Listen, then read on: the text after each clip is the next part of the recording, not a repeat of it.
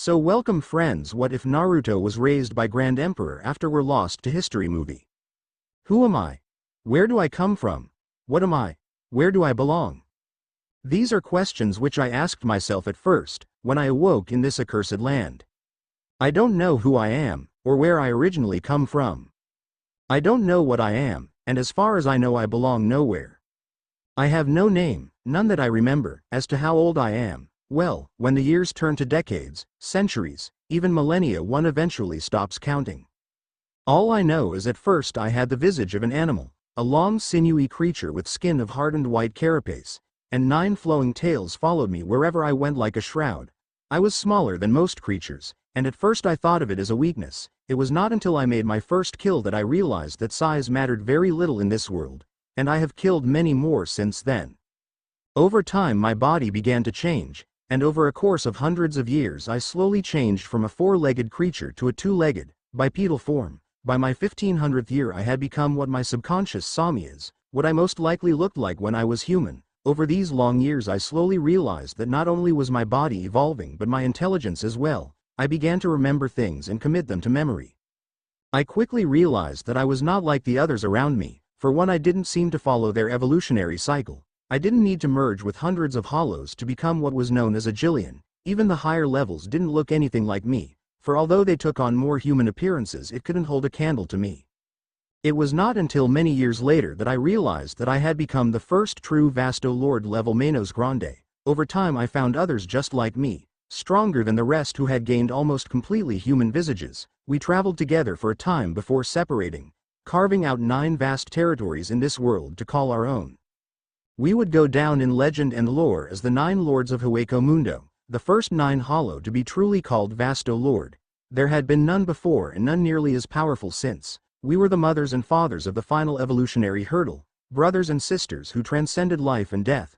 We became monsters with a conscience, monsters that reclaimed their souls as well as our bodies and intelligence.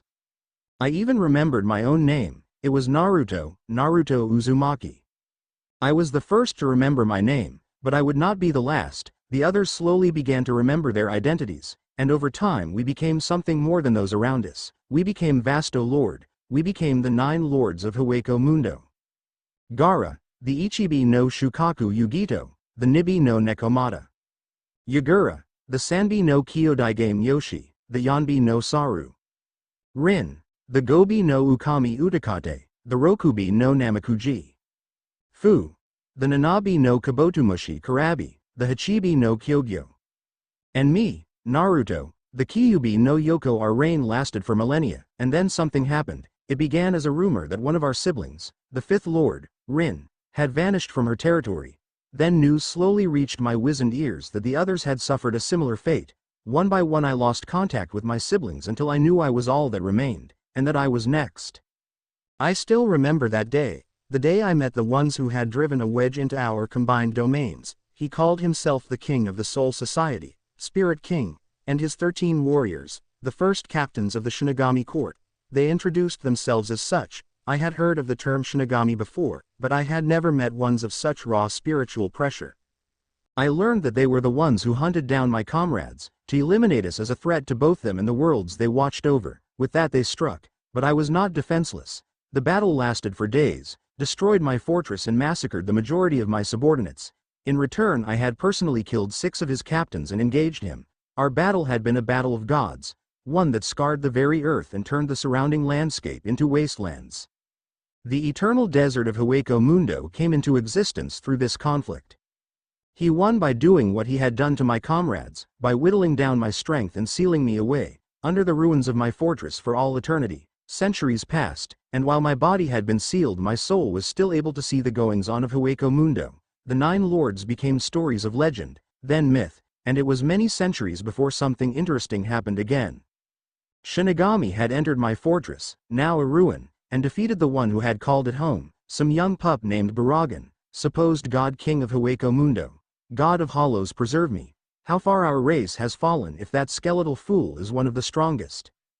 The Shinigami returned my fortress to its former glory and gathered an army, with his goal being all-out war with the Soul Society, and to take the Spirit King's place. If only he knew I was down here I might have helped him, but he seemed a little off for my tastes. He gathered 10 of the strongest Manos he could find and through some unnatural alchemy turned them into something not hollow nor Shinigami, Arrancar. Yes, that was what he called them. Arrancar Espada. I didn't know how it happened. Maybe it was just the age of time whittling away the effectiveness of the seal I was trapped in. Or perhaps it was the presences of so many powerful beings that weakened my prison. All I know is that over time I felt my coffin getting weaker and weaker, until it was weak enough for me to tweak it, push the barrier back and forth until hairline cracks began to form. It would only take a single burst of my spiritual pressure to blow the top off, and I would be free. I waited until I felt the presences above me begin to disappear. I may have been considered the more powerful of the first Vasto Lord, but so many years of captivity had weakened me to the point where I would not have been able to defeat everyone skulking about my fortress. So I slept. I had waited for a couple of 1,000 years, what was another 100? I wasn't sure how long I slept for, maybe a few hours or a few years, I didn't really keep count, but I was jarred awake by a great explosion of spiritual pressure, then another and another. It must have been impressive if it awoke someone like me. There was a battle taking place above, and it looked like it was winding down. I reached out with a withered hand, pressing it against the cool surface of my coffin. The seal had corroded to the point where the slightest blast of energy would have shattered it. I spoke, voice croaking and raspy after so many years of disuse. Well, might as well say hi. I released a small amount of several thousand years of pent-up spiritual pressure. Maybe a little too much. But it did the trick. Byakuya Kuchiki had felt many powerful spiritual pressures in his lifetime. As a captain of the Goteju Sentai he had been called upon to deal with many a powerful hollow, and just recently he had been selected as part of an infiltration group to find and aid the substitute Shinigami and his allies when they haphazardly entered Hueco Mundo against their advice. He was the head of the prestigious Kuchiki family, captain of the 6th Shinigami Court Guard Division and considered one of the strongest and most experienced captains of the next generation. Yet in all of his years as a Shinigami captain he had never felt a spiritual pressure this huge, not even the Zero Espada who stood before him in his released form, not the battle-loving captain of the 11th Division nor the clearly mad scientist captain of the 12th, were nearly as powerful. The ground several dozen meters behind them bulged and exploded, throwing sand and rock high into the air, allowing a powerful blade of crimson spiritual pressure to break through and pierce the air with an almost suffocating aura. It reached so high that it pierced through the ceiling of the fortress of Las Noches, an impressive feat considering the incredible size of this place and the height of its roof. The battle between Shinigami and Arrancar came to a sudden halt as the three combatants turned to watch the spectacle in both wonder and terror. Byakuya Kuchiki wasn't familiar with this powerful Ritsu, but knew at an almost instinctive level that it spelt more bad news for the infiltration team of Shinigami captains. A figure stepped through the crimson energy as simply as a man would step through mist or fog, hand making a simple horizontal cutting gesture that dispelled the spiritual pressure surrounding him. He was clothed in rags which might have once been considered clothing, but he could not discern their original color as they were covered in dirt and filth. He took the guise of an old man, face wrinkled and tanned from extreme age, hair turned white from age, stringy and unkempt as it fell all the way down to the small of his back, exposed skin marred with liver spots, and form as thin as a rake, ribs pulling his skin taut and wiry arms and legs. He was literally nothing more than skin and bones. The eyes were the only thing that did not look decrepit, a brilliant blue which showed an abundance of life and intelligence behind them. He looked around and took a deep breath, before breaking into a mass of sputtering, hacking and coughing. He spoke after he regained control, voice raspy and croaking from what seemed like lack of use. I suppose I have to fix this should NTI? He didn't wait for anyone to answer as a dense spiritual pressure surrounded him, crimson and bubbling, so strong that anyone not captain level on the Richter scale would have fallen to their knees or collapsed into unconsciousness. Even death. Byakuya looked on with a wide-eyed fascination as this being transformed before them. His wrinkled and liver-spotted skin became smoother and took on a more healthy tan. As he de-aged right in front of them, Byakuya noticed whisker marks on the mon's face. 3 on each cheek. He watched as muscles started to bulge across his body before it was overtaken by cloth as the rags seemed to recover into actual clothing. A white shirt and pants, black knee-high boots and a white overcoat lined with black. His white hair bleached from white to a vibrant gold, before being cut from the flick of his right wrist. A mass of blonde locks fell to the desert sands as that which remained seemed to spike naturally. What stood before them as the spiritual pressure receded was not an old man of skin and bones but a young man in his early to mid-20s, handsome and powerful with a broad grin of white teeth. When he spoke his voice was not croaking and raspy, but gravelly and cheerful. "Ah, that's better." The three Shinigami captains and one Espada blinked as they looked at this creature as he himself began to look around, a look of awe on his features as he checked out the huge fissure running along the ceiling of the Grand Fortress, a reminder of the colossal battle which took place between Ichigo Kurosaki and the Fourth Espada, and then he looked around at the ruins of the once grand Las Noches. Wow, someone's really been redecorating this place, must have gone insane from all these neutral colors. I mean really, white, did the decorator have an off day or something? He looked down at his clothes before making a distasteful face. Where is the life in these things? Where is the color and vibrancy? Byakuya blinked at the new arrival's rant before looking at the expressions of his fellow captains. It was what he had expected. The captain of the 12th Division looked at this man with a mixture of awe and clinical fascination. Not surprising considering Mayuri Kuretsuchi was a scientist right down to his rotten core. The captain of the 11th Division looked at the new arrival with a manic grin. Obviously Zaraki Kenpachi wished more than anything else to fight this mysterious newcomer. Surprisingly, it wasn't him who spoke first, it was the Zero Espada, Yami Largo. The giant monstrosity roared angrily at this fourth opponent, making the blonde turn around and look at the Arrancar with narrowed eyes, almost giving the impression his eyes were slanted. He didn't look very intimidated, Kuchiki realized, more like questioning. "Who the hell do you think you are?" The giant roared as he neared closer to the blonde stranger, three original opponents forgotten. "Waltzing in here like you own the place. You must have a death wish." "Who the hell do I think I am?" the newcomer asked with a broad grin, even as the most powerful of the Espada reared back his huge fist for a blow which would have probably leveled an entire building, or a block of buildings. "Why, I am Naruto Uzumaki, and I waltzed in here like I owned the place because..." The fist came down with a thunderous crash, throwing up tons of sand and debris as it made contact with its target. It took some time for the dust to finally settle, but when it did the blonde stood, unmoving and unhurt, hand raised in a palm which seemed to stop the multiple times larger fist of the released Espada like it was child's play. "Because," he continued, smile still in place but without even a trace of mirth, "I waltzed into this place because I own this place." He vanished in a blur of motion, completely disappearing from Byakuya's senses. Then he reappeared right in front of the Zero Espada. Hand reached out as if to flick the story-tall giant's forehead, which he did, sending Yami skidding back by several dozen meters before falling on his spiked back, flattening the remains of what must have once been a cylindrical pylon. The blonde landed in a crouch, azure eyes glaring at the fallen giant with an intensity Byakuya could feel from his place. Then they settled on him and he froze, feeling a mass of killing intent which would have killed most humans. Now then, not to sound cliché but, he stood, spread his hands and looked to the broken roof of Hueco Mindo. "After 3,000 years I live again." Mayuri Kuretsuchi, captain of the 12th Division, Kenpachi Zaraki, captain of 11th Division. Byakuya Kuchiki, captain of 6th Division. All three men were some of the most powerful Shinigami the Goteiju Sentai had seen in several generations. Captain Kuretsuchi was one of the most intelligent Shinigami to hold the position, barring his predecessor, and creator of the infamous Shinigami Research and Development Institute, Kazuki Urahara.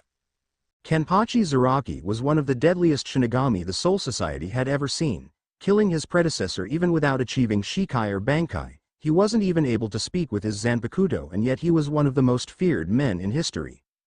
Byakuya Kuchiki was one of the finest swordsmen to come from the four noble houses, who were already well known for their capacity to produce excellent Shinigami, handed down the position of captain when his grandfather, Jinrei Kuchiki, knew he was ready and retired.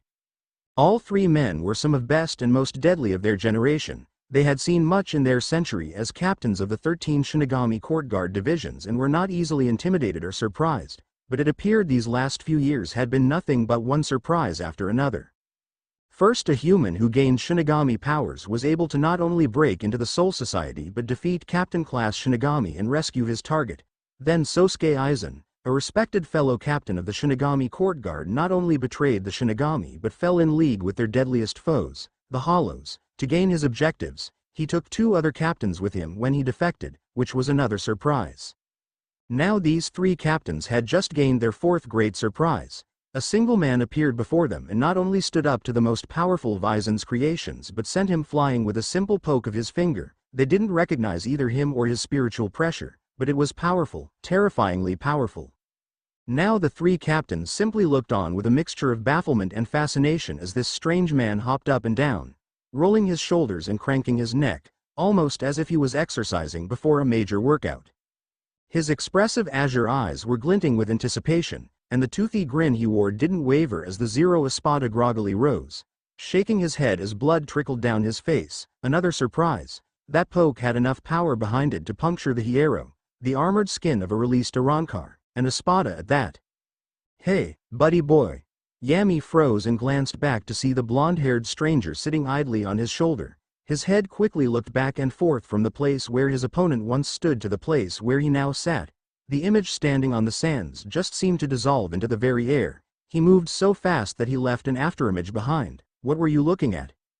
Only the Septima Espada, Zamari Ruro, was able to move at such advanced speeds. Yami turned to glare at the idle blonde, but instead blinked when he saw the man pointing at his nose, that same toothy grin still in place. Bang! Acero exploded from his fingertip, a simple ball of crimson energy which exploded into a concentrated beam of deadly spiritual pressure. The blast slammed into the Zero Espada's nose and a snap of crushed bone and cartilage echoed through the broken fortress. Yami roared in anguish before falling back to the desert sands, blood splattering from his recently broken nose. The blonde form dissolved into the air as the Zero Espada hit the ground with such force that a small-scale earthquake shook the fortress. Loose Sekiseki rock fell away from half-demolished structures. There was almost a full minute of silence before those assembled knew that the Espada wasn't going to be getting back up anytime soon. The captains were immediately on alert, searching the dunes for any sign of the newest warrior. They found him standing a scant few meters behind them, bowing theatrically, head downturned and blonde bangs covering his upper face. That grin was still in place, but with what was witnessed it had a more vicious aura about it. "Who are you?" Kuchiki asked, outwardly unimpressed by the display even as his hand slowly strayed for the unsheathed hilt of his Zanpakuto. "It doesn't matter," the blonde straightened, looking at each man in turn before a smirk crossed his whiskered features. "You three can just think of me as the talking heir." "The talking heir?"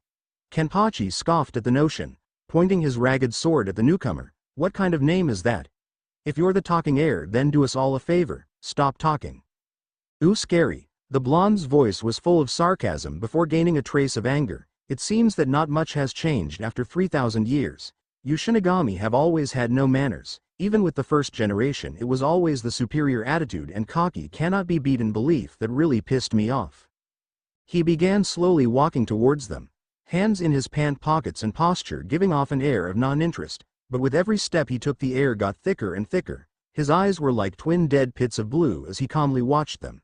And once he was within 10 paces he spoke, voice commanding, "What are you doing in my domain?"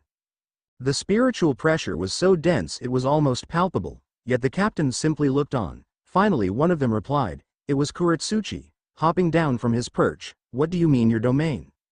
The blonde grinned, but it was maniacal and full of malice. "Exactly what I meant. All that you see here is mine. From the eternal desert to the underground forests to the fortress itself is my domain, my territory. This is a sanctuary for the lost. Shinigami have no authority and no right to be here." Kenpachi snarled, "Who the hell are you? You're obviously not one of Aizen's little pets," Mayuri added, completely ignoring the 11th Division captain's murderous glare. The blonde grinned as he brought up his right hand, thumb pointing at his face. "Who am I? Let me tell you a story. 3,000 years ago the first generation of Shinigami captains came to this land. They pillaged, destroyed and purified. But of the numerous thousands of lost souls there were 9 who had the power to match them, and best them, the 9 lords of Hueco Mundo. The Shinigami knew that if these 9 Vasto Lord gathered then they had no chance of victory, so they picked them off one by one, unable to kill us but seal us." Mayuri scoffed, catching his fellow captain's attention. "Are you having a laugh? The 9 lords are a myth. A bedtime story parents tell annoying brats to make them eat their food and go to bed. 9 lords, don't make me laugh boy." "Boy?" The blonde looked up at Mayuri, and the density of the spiritual pressure became visible as a mass of bubbling crimson. "You have the audacity to call me a boy? Do not test me, you young pup. I and my siblings had achieved the ultimate evolution before your great-grandfather was a twinkle in your great-great-grandmother's eye. Byakuya felt a chill run down his spine at the words. He had also heard of the story of the 9 Hollow Lords. According to legend, they were the mothers and fathers of Manos Grande, the first to reach such heights of power and savagery. Mayuri looked like he was about to gag, drawing his form back as if he had tasted something foul. I and my siblings unable to kill us but seal us. Are you saying, Byakuya began, noticing that the 12th Division captain began to take in shaky breaths, that you are one of the 9 lords of Hueco Mundo? The man grinned at him, a toothy, predatory grin. So there is a brain amongst you 3. Which one are you? Byakuya asked, hand now on his Zanpakuto. You cannot be the 2nd, 5th or 7th lord. They were all female hollows if I remember the tale. Ah yes. Naruto spun around, hands outstretched, wicked grin still in place. Yugito-chan, whose beauty was only matched by the sharpness of her claws. Rin-chan. How gorgeous she was when she howled at the moon. She was always at her best on those full moon nights. Fu-chan, whose voice was as haunting as it was stunning. Yugito the Crimson Claw, Rin of the Bloody Moon and Fu of the Ruby Wings, Mayuri muttered, only to hear a smash of laughter from the supposed lord. I can see the Soul Society has vilified even those 3 maidens. I suppose victory really is written by the victors. He stopped spinning and bowed majestically. My name is Naruto Uzumaki, and I am the 9th lord. Their expressions were hilarious. Byakuya's eyes widened until they were the size of saucers. Mayuri was completely silent, though he looked like he had swallowed something sour. The most interesting was from Kenpachi, who didn't seem worried in the slightest. If anything, he looked disappointed. Oh, I suppose that means you're the weakest, huh? A smile spread across the bowing blonde's face as he raised his head and straightened his posture. You obviously don't know our story, do you? Let me educate you, son. It's not the number 1 lord who is the strongest. The number of strength goes from 1 to 9, not 9 to 1. His form once again dissolved into the air, and Kenpachi felt hot breath against the shell of his ear. So by that logic, that makes me the strongest. The combat captain spun around, lashing out with his sword in a horizontal swing only to hit nothing but air. Naruto was standing, calm and serene, watching as the tip of the jagged blade passed mere millimeters away from the bridge of his nose. In a blur he was within Zaraki's defenses, and with a face which showed no emotion hit his opponent with a simple palm thrust to the chest. It was enough to send the 11th Division captain flying through the air, impacting against a dune with enough force to kick up a mass of sand. Naruto felt a sudden shift in the air, and bringing up his right hand caught the blade of another Zanpakuto, this one belonging to Kuchiki, who had decided to perform one of his signature Shunpo combinations. The blonde grinned as he looked up at the 6th Division captain. Senka. Huh? Uzumaki tilted his head, grin not leaving. A special Shunpo technique where one moves to their opponent's back, aiming for the Seketsu and Hakusui points and sealing an opponent's spiritual pressure with a single stroke. It is so fast that most victims aren't aware whether they've been stabbed in the front or the back, right? How do you know this? I fought an opponent who utilized that same technique. Naruto's grin became vicious. It cost him dearly when he tried to use it against me a second time. In the blink of an eye, Byakuya was flying, smashing into the ground hard and skidding to a halt. The supposed lord of Hueco Mundo stood impassive, right leg held up as if imitating a high kick. He took a deep breath and brought the leg down again, smirk returning. I remember captains being tougher than this. He spun as a trident-like weapon with 3 serpentine blades passed by him. In a single fluent motion he continued his spin, bringing him across and behind the 3rd and final captain as he continued to lunge on his own momentum. Mayuri's eyes kept the blonde within sight before he too was felled by an open-palmed strike to his back. He was literally thrown off his feet, limbs flailing, hitting the ground several meters away and skidding several more to a stop. Humph, young pups, Naruto scowled as he looked at his hand, curling it up into a fist as he flexed his muscles. There was a satisfying creak. The Kuchiki had some finesse, but the other 2 lacked any tact. Suddenly the dune where he sent the 1st captain exploded in a mass of released spiritual pressure, so much that it made the 9th lord look up and take notice. The spiritual pressure, visible as a mass of yellow, suddenly made the blonde grin, and the maniacal, loud, howling laughter was like music to his ears. No tact, but a lot of energy to burn. Naruto grinned ferociously as he watched Kenpachi Zaraki. Looks like I judged a little too soon. This is more like a captain. Bankai. Naruto looked around in time to see a massive creature rise up from the desert sands. It reminded him of a caterpillar, except for the golden, bulbous head which looked an awful lot like a baby, with eyes without pupils or sclera, just dead whites, and purple marking which looked like unshed tears under its eyes. A red cape was tied around its neck. A halo hovered over its head, and he heard a ringing of bells somewhere on its huge, terrifying visage. The voice of the 12th Division captain echoed through the huge fortress. Kanjiki Ashisogi Jizo. Yes, Naruto's already ferocious grin warped into something monstrous. Yes, this is more like a captain. For the longest time she had slept through this hell, this nothing. Her last memory of freedom was flying and fighting before she was soundly defeated. The woman scoffed at the word defeat, for her enemies had won by sheer force of numbers. One-on-one she could have taken any one of them, but 3 of them decided to fight her at once. The last thing she remembered of freedom was lying on the sand. Beaten, bloodied and broken, the taste of copper was overwhelming in her mouth, her long hair cut free from its bindings, covering her face and the ground around her head like a messy halo. She wasn't able to lift her hand to defend herself. She had been spent and defenseless as their leader. The strongest of them all had muttered the incantation, binding her to this confined space deep beneath the endless dunes she loved to run through. For the longest time she had tried to escape from this prison through sheer force. She would punch and kick and scream for long spans of time until her throat was raw and her muscles protested even the slightest movement. She would wait until her strength returned before beginning the whole cycle over and over again.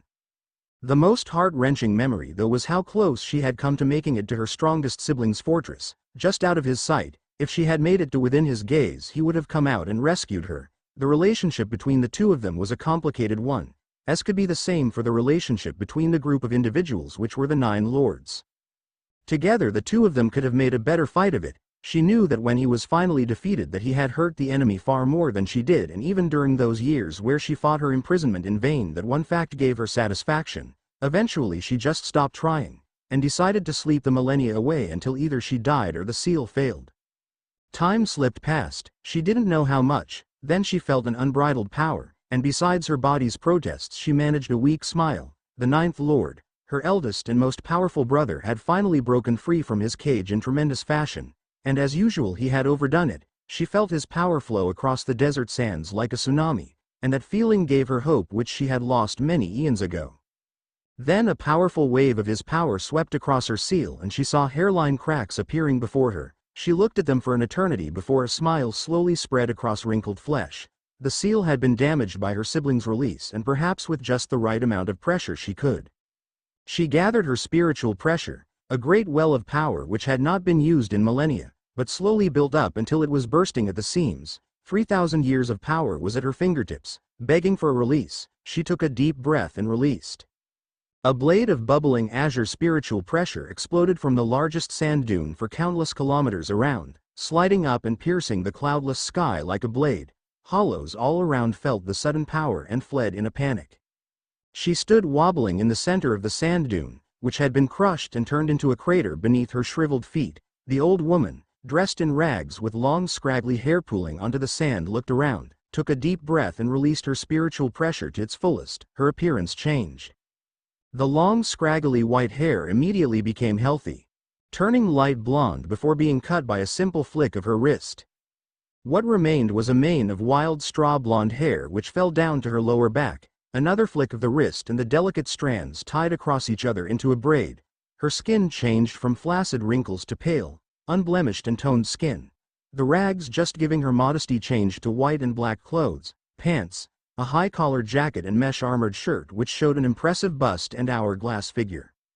She stretched, emitting a feline purr of satisfaction as she felt every muscle protest and bones pop to the movement after several thousand years of misuse. That done, she looked in the direction of the spiritual pressure, and with a smile took off in that direction.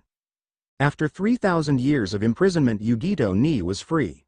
Dusting his hands off with an audible sigh, Naruto looked over the partially destroyed landscape. And at the 2 panting captains standing before him, Kenpachi Zaraki was taking in huge gulps of air, but he was still grinning like a madman and was still holding onto his sword. Miyuri Kuratsuchi was doubling over in pain, left arm blown away up to the shoulder and blood pooling onto the pale sand. His Bankai was still active, and was even now disgorging a mass of strange colored mist from its mouth. The mad scientist grit his teeth as he fought through the pain and with a snap of his wrist sent Kanjiki Ishisogi Jizo on a collision course, smashing through the sands with its mouth open and disgorging even more poisonous gases. Naruto tilted his head to the side, pondering, before shrugging his shoulders and straightening his right hand. He brought his hand up in a vertical slashing motion, as if the limb were a broadsword which he was wielding.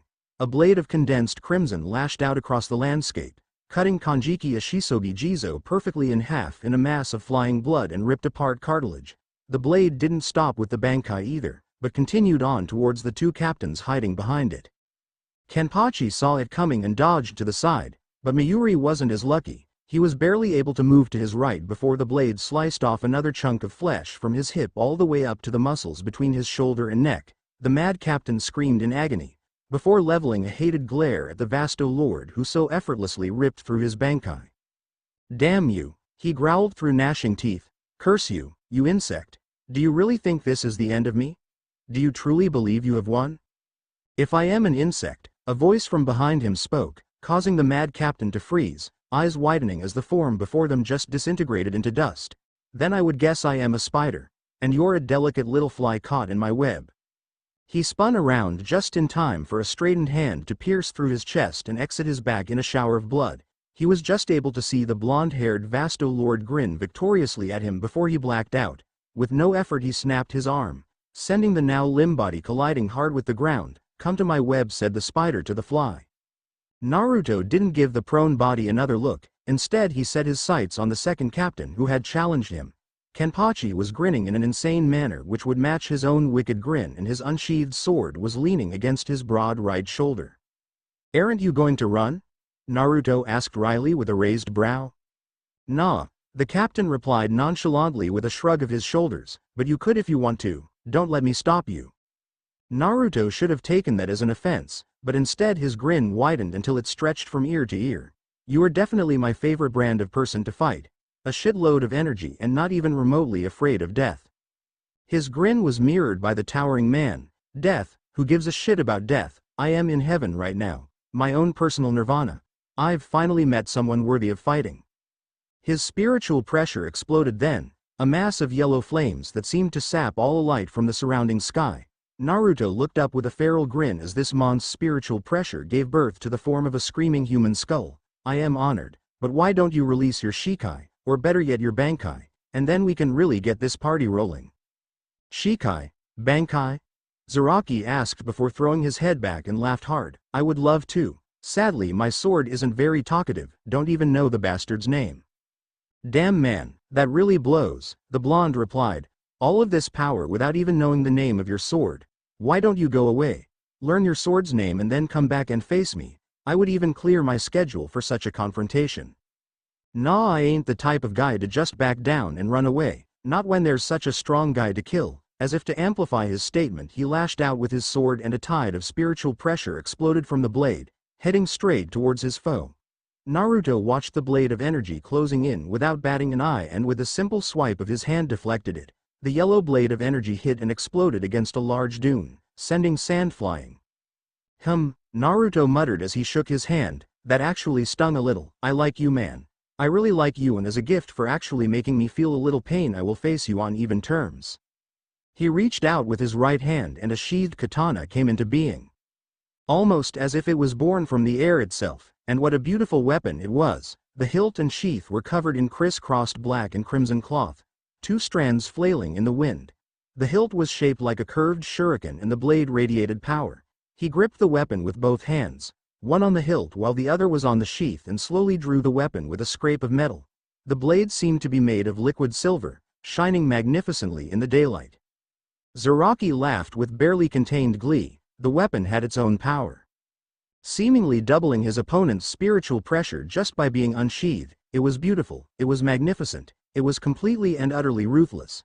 Bubbling crimson spiritual pressure slid along the Vasto Lord's form and his sword, and when the creature opened his eyes they had gone from brilliant azure to bloody crimson. Slit pupils and even the whites of his eyes bled black. He spoke, voice a guttural growl which held nothing but utter bloodthirsty joy and mirth. "You ready?"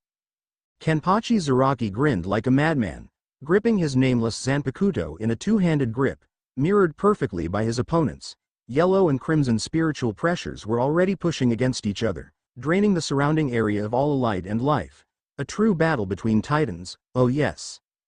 They walked a few steps, and then increased their pace to a jog, then a run. In perfect synchrony the two old combatants raised their swords above their heads, ready for downward strokes. Feral grins mirrored on their faces and immortalized in their memories. Then they were upon each other, and in a flash both swords came crashing down.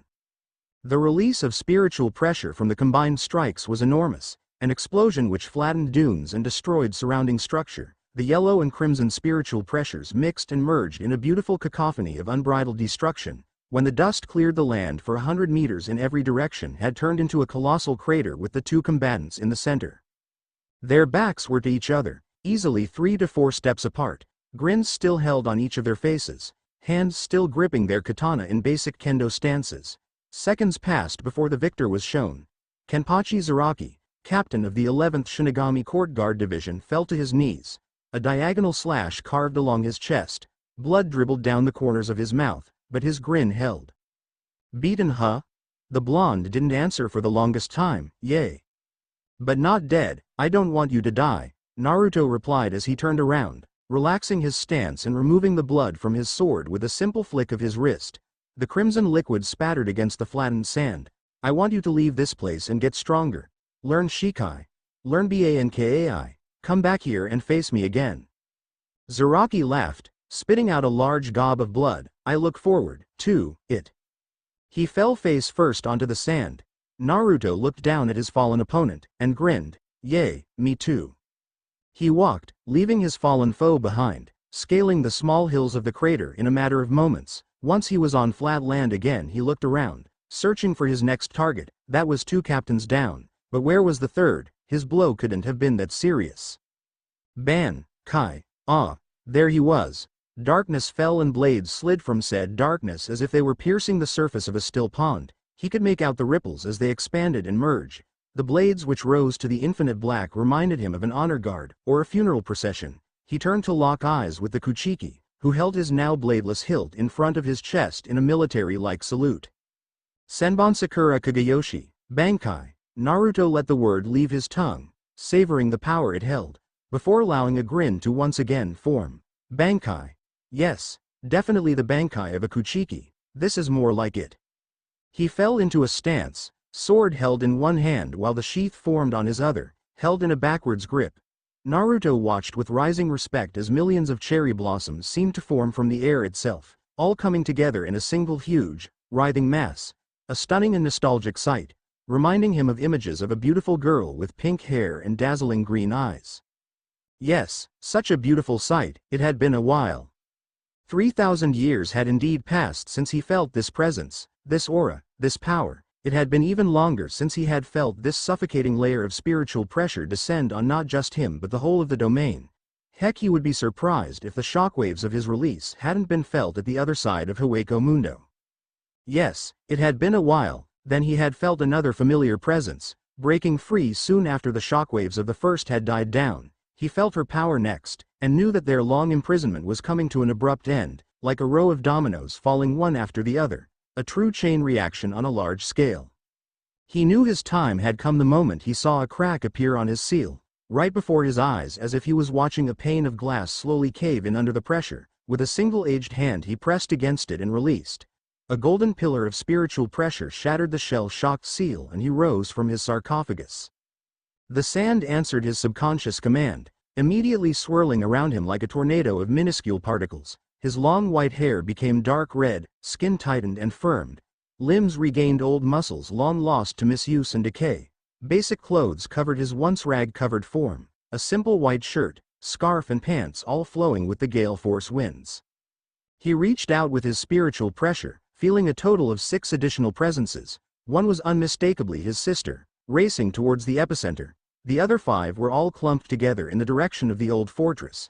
3 were Shinigami, low to mid-captain level. Another felt strange, like a mixture of Shinigami and Hollow. And the final one felt like a Hollow. Definitely his brother by the way he kept his spiritual pressure contained. He always held back against the enemy. The Lord took a deep breath and allowed the tornado to subside. Gaara opened his eyes and looked over the desert sands of Hueco Mundo before taking off in a blur of motion so fast dust rose from where he treaded. He felt his sister already on the move, well ahead of him in her traveling to the source of the disturbance which had freed them. Only one person was so powerful that he could accidentally undo ancient seals. Naruto was up and about and was in the middle of a brawl. The strange bastardized presence was already dormant, meaning he had been beaten into unconsciousness, and while he was running he felt one of the Shinigami fall dormant as well. The Ninth Lord had already incapacitated 2 of his 4 opponents. There was defeating an enemy and then there was just showing off. Maybe if he increased his speed he could make it before his brother destroyed everything. That was doubtful though. His sister had a good head start, too good for him to beat. Once she got there the 2 of them would completely annihilate whoever the enemy was.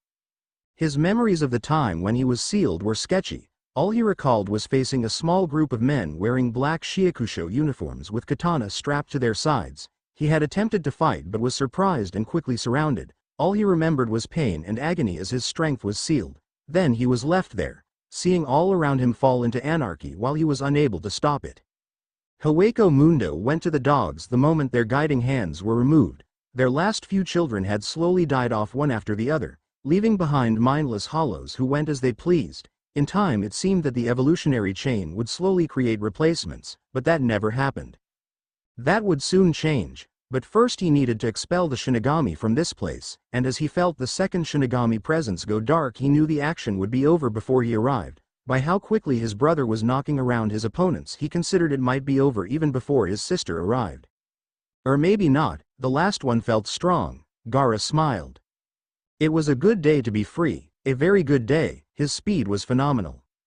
The mass of pink blossoms would rise up like a great maw, ready to devour this human form hollow within its bladed depths. Byakuya Kuchiki, captain of the 6th company, stood in the center of a tattered hurricane of cherry blossoms, feet spread, body coiled, white scarf billowing in the wind, and hands outstretched as if he were signaling his Bankai where to go, where to strike, and Senbon Sakura Kagayoshi followed his commands without hesitancy, flowing like a beautiful writhing cloud of death. The Ninth Lord watched this display as he moved faster than the eye could detect, faster than anything Hueco Mundo had ever seen in millennia. Every time it looked like the swarm of pink petals were about to envelope him he would vanish from their grasp and reappear a safe distance away, feet not once touching the ground since the battle began. He was a wraith, a phantom, a ghost in the eternally dark skies. He was too fast for this Bankai to catch. Even with every elaborate trap the Kuchiki pulled from his impressive arsenal, every trap was quickly and efficiently evaded, yet every time the Lord attempted to strike the cherry blossoms would retreat and rise in defense of their wielder, creating an impenetrable wall which cut any who attempted to break through. It reminded Naruto of his fellow sibling Gaara's ultimate defense of sand, except instead of this defense piercing or crushing the attacker it sliced almost microscopic cuts into the skin, and if one was caught and swallowed by this Bankai then there was no chance of coming out of it unscathed. He reappeared 20 meters above the ground, ducking a scythe-shaped mass of petals, sidestepping another and then disappearing in another sonito when the real cloud of danger presented itself. He blurred above it, outstretched hand already firing a mid-level Sero into the crimson swarm. They scattered like a shoal of fish would a predator, reforming and coming at him again. Naruto blurred, climbing another 20 feet in less than a millisecond before firing a stronger Sero, watching as the outcome remained the same. This stalemate between them was becoming troublesome. He spun around, stretching his hand out to fire yet another Sero at the wielder, watching as the mass of cherry blossoms representing Senbon Sakura Kagayoshi rose up in defense of their master. Naruto tilted his head, grinning slightly as he held out his hand and allowed his sword, this time completely unsheathed, to appear on his palm. He coiled his body slightly before swinging the weapon in a wide arc, the movement creating a blade of bubbling crimson spiritual pressure to lance forth. The blade slammed into the defense, and for a moment the amassed petals seemed to almost buckle before the energy behind the attack gave out. A little more power and he should be able to pierce it. The Sakura petals surrounded and encompassed him then, using his distraction to take full advantage. They sliced through his skin and clothing like thousands of razor-sharp blades, cutting and hacking and slicing. There was an explosion of blood and gore which covered the white sands, and through it all he heard the Kuchiki's voice. "You underestimated me, Uzumaki Naruto." "Oh," he replied, now 30 meters above the now startled Kuchiki. hands together to keep hold of the monumental power of a Gran Rey Sero. The ultimate Sero sparked and writhed in his hands, its electric blue light so different from the usual dark crimson. Within moments he had compressed this ultimate strike into a small ball no larger than his hand before throwing it the same way one would throw a baseball. I don't know about that. Byakuya Kuchiki raised his hand and Senbon Sakura Kagayoshi answered his call with impressive speed, amassing into a thick wall of 1,000 cherry-colored petals just as the fist-sized ball impacted. In that moment the energy released, but there was no sound of an explosion, just a piercing white light that sapped the darkness away. When the light finally faded, Byakuya Kuchiki stood, arms held in front of him, palms of his hands charred and smoking. The writhing mass of his bankai in front of him were nothing more than a burning mass of dead black petals falling to the sands. His stony expression remained in place though, and the Ninth Lord had to give him respect for not letting his pain show. Maybe next time I should add a little more power to it, Naruto mused as the Shinigami captain made a chopping motion with his hand and the swarm of petals began their attack anew. Only faster, their sudden burst of speed surprised the Hollow before he used his own blurring speed to get out of the way. So if he uses his hands his attacks are twice as fast, Naruto muttered, reappearing 30 meters away and seeing that the blades were still coming, getting faster with each moment. If this kept up the petals would eventually get him, and he couldn't have that. He performed yet another sonito, this time using all of his speed and agility. Byakuya's eyes shifted to look behind him when he felt the Hollow's spiritual pressure reappear. No warning and no trail. He simply vanished from sight and reappeared, so fast that he might as well have teleported. His sword was in his hand again, which was held in preparation for a horizontal arc. Sorry boy, but this is the endgame. The Kuchiki spun around just as Naruto swung his sword, reaching out with his hand to catch the blade which left a light gash along his palm. Blood flowed from the wound, coating the blade and dripping from his hand. Naruto frowned as he looked on, confused, before he felt the spiritual pressure of his opponent double, and then triple. Quickly he jumped back, landing in a crouch, sword still in hand. Uzumaki Naruto, known as the Ninth Lord, but also the Firstborn, King of Foxes, Grand Emperor of Hollows and Keeper of Hueco Mundo. It is said that your power is capable of leveling mountains and creating devastating tsunamis, an unstoppable force and an unmovable object all in one. Azure blue met dark brown and held. I can see that the stories are true if you are capable of fighting me even when my Bankai is released, but that ends here. Once again the thousands upon thousands of pink petals rose up, but this time not in defense of their master and not to attack him. Instead they collided together, forming a huge dome around the two combatants before disintegrating and reforming all around them into a truly awe-inspiring sight, one that Naruto knew he would never forget until his dying breath. Swords, hundreds of swords, line after line of swords, creating from the innumerable mass of sakura petals, came into existence, forming together to form the very dome-like object he saw at the beginning. Each sword had the basic design of a well-crafted katana, and the power emanating from each of them was truly impressive, not something to be struck with. These swords surrounded the two combatants in 4 rows, one on top of the other. For the first time in this fight the Ninth Lord wondered if he was capable of dodging them all. Senkei Senbon Sakura Kagayoshi, the Kuchiki declared, reaching out with his bloodied hand in time to catch the handle of one of these blades. The pink spiritual pressure condensed before becoming an exact replica of the same sword the Shinigami used before he released his Bankai, a beautifully crafted blade, simple in its craftsmanship. This is what happens to Senbon Sakura when I completely change my strategy from defense to completely killing my enemy. You are the third person to ever see this stage. Naruto was now completely serious, all traces of mirth gone as he continued to stare into the Kuchiki's unyielding gaze. I am honored, truly. I might really have to work to be able to dodge all of these blades. Don't worry, the Shinigami replied with a simple shake of his head. These 1,000 blades are simply your funeral procession. They will not attack you all at once. Good to hear, Naruto grinned, pointing his sword right at the waiting form of Kuchiki Byakuya. Let's get started then. Both vanished in a duo of blurs, coming together in a speed too quick for the eye to make out. Sparks flew as the two blades met with a fierce velocity, bubbling crimson and calm blue battling each other for control of this space just as their two masters continued the battle. It wasn't hard to follow his spiritual pressure. Even someone completely unable to sense such things would be aware of the ominous aura which filled the air. Las Noches had changed, was the first thing Yugito realized as she raced across the sands at almost 10 times the speed of sound.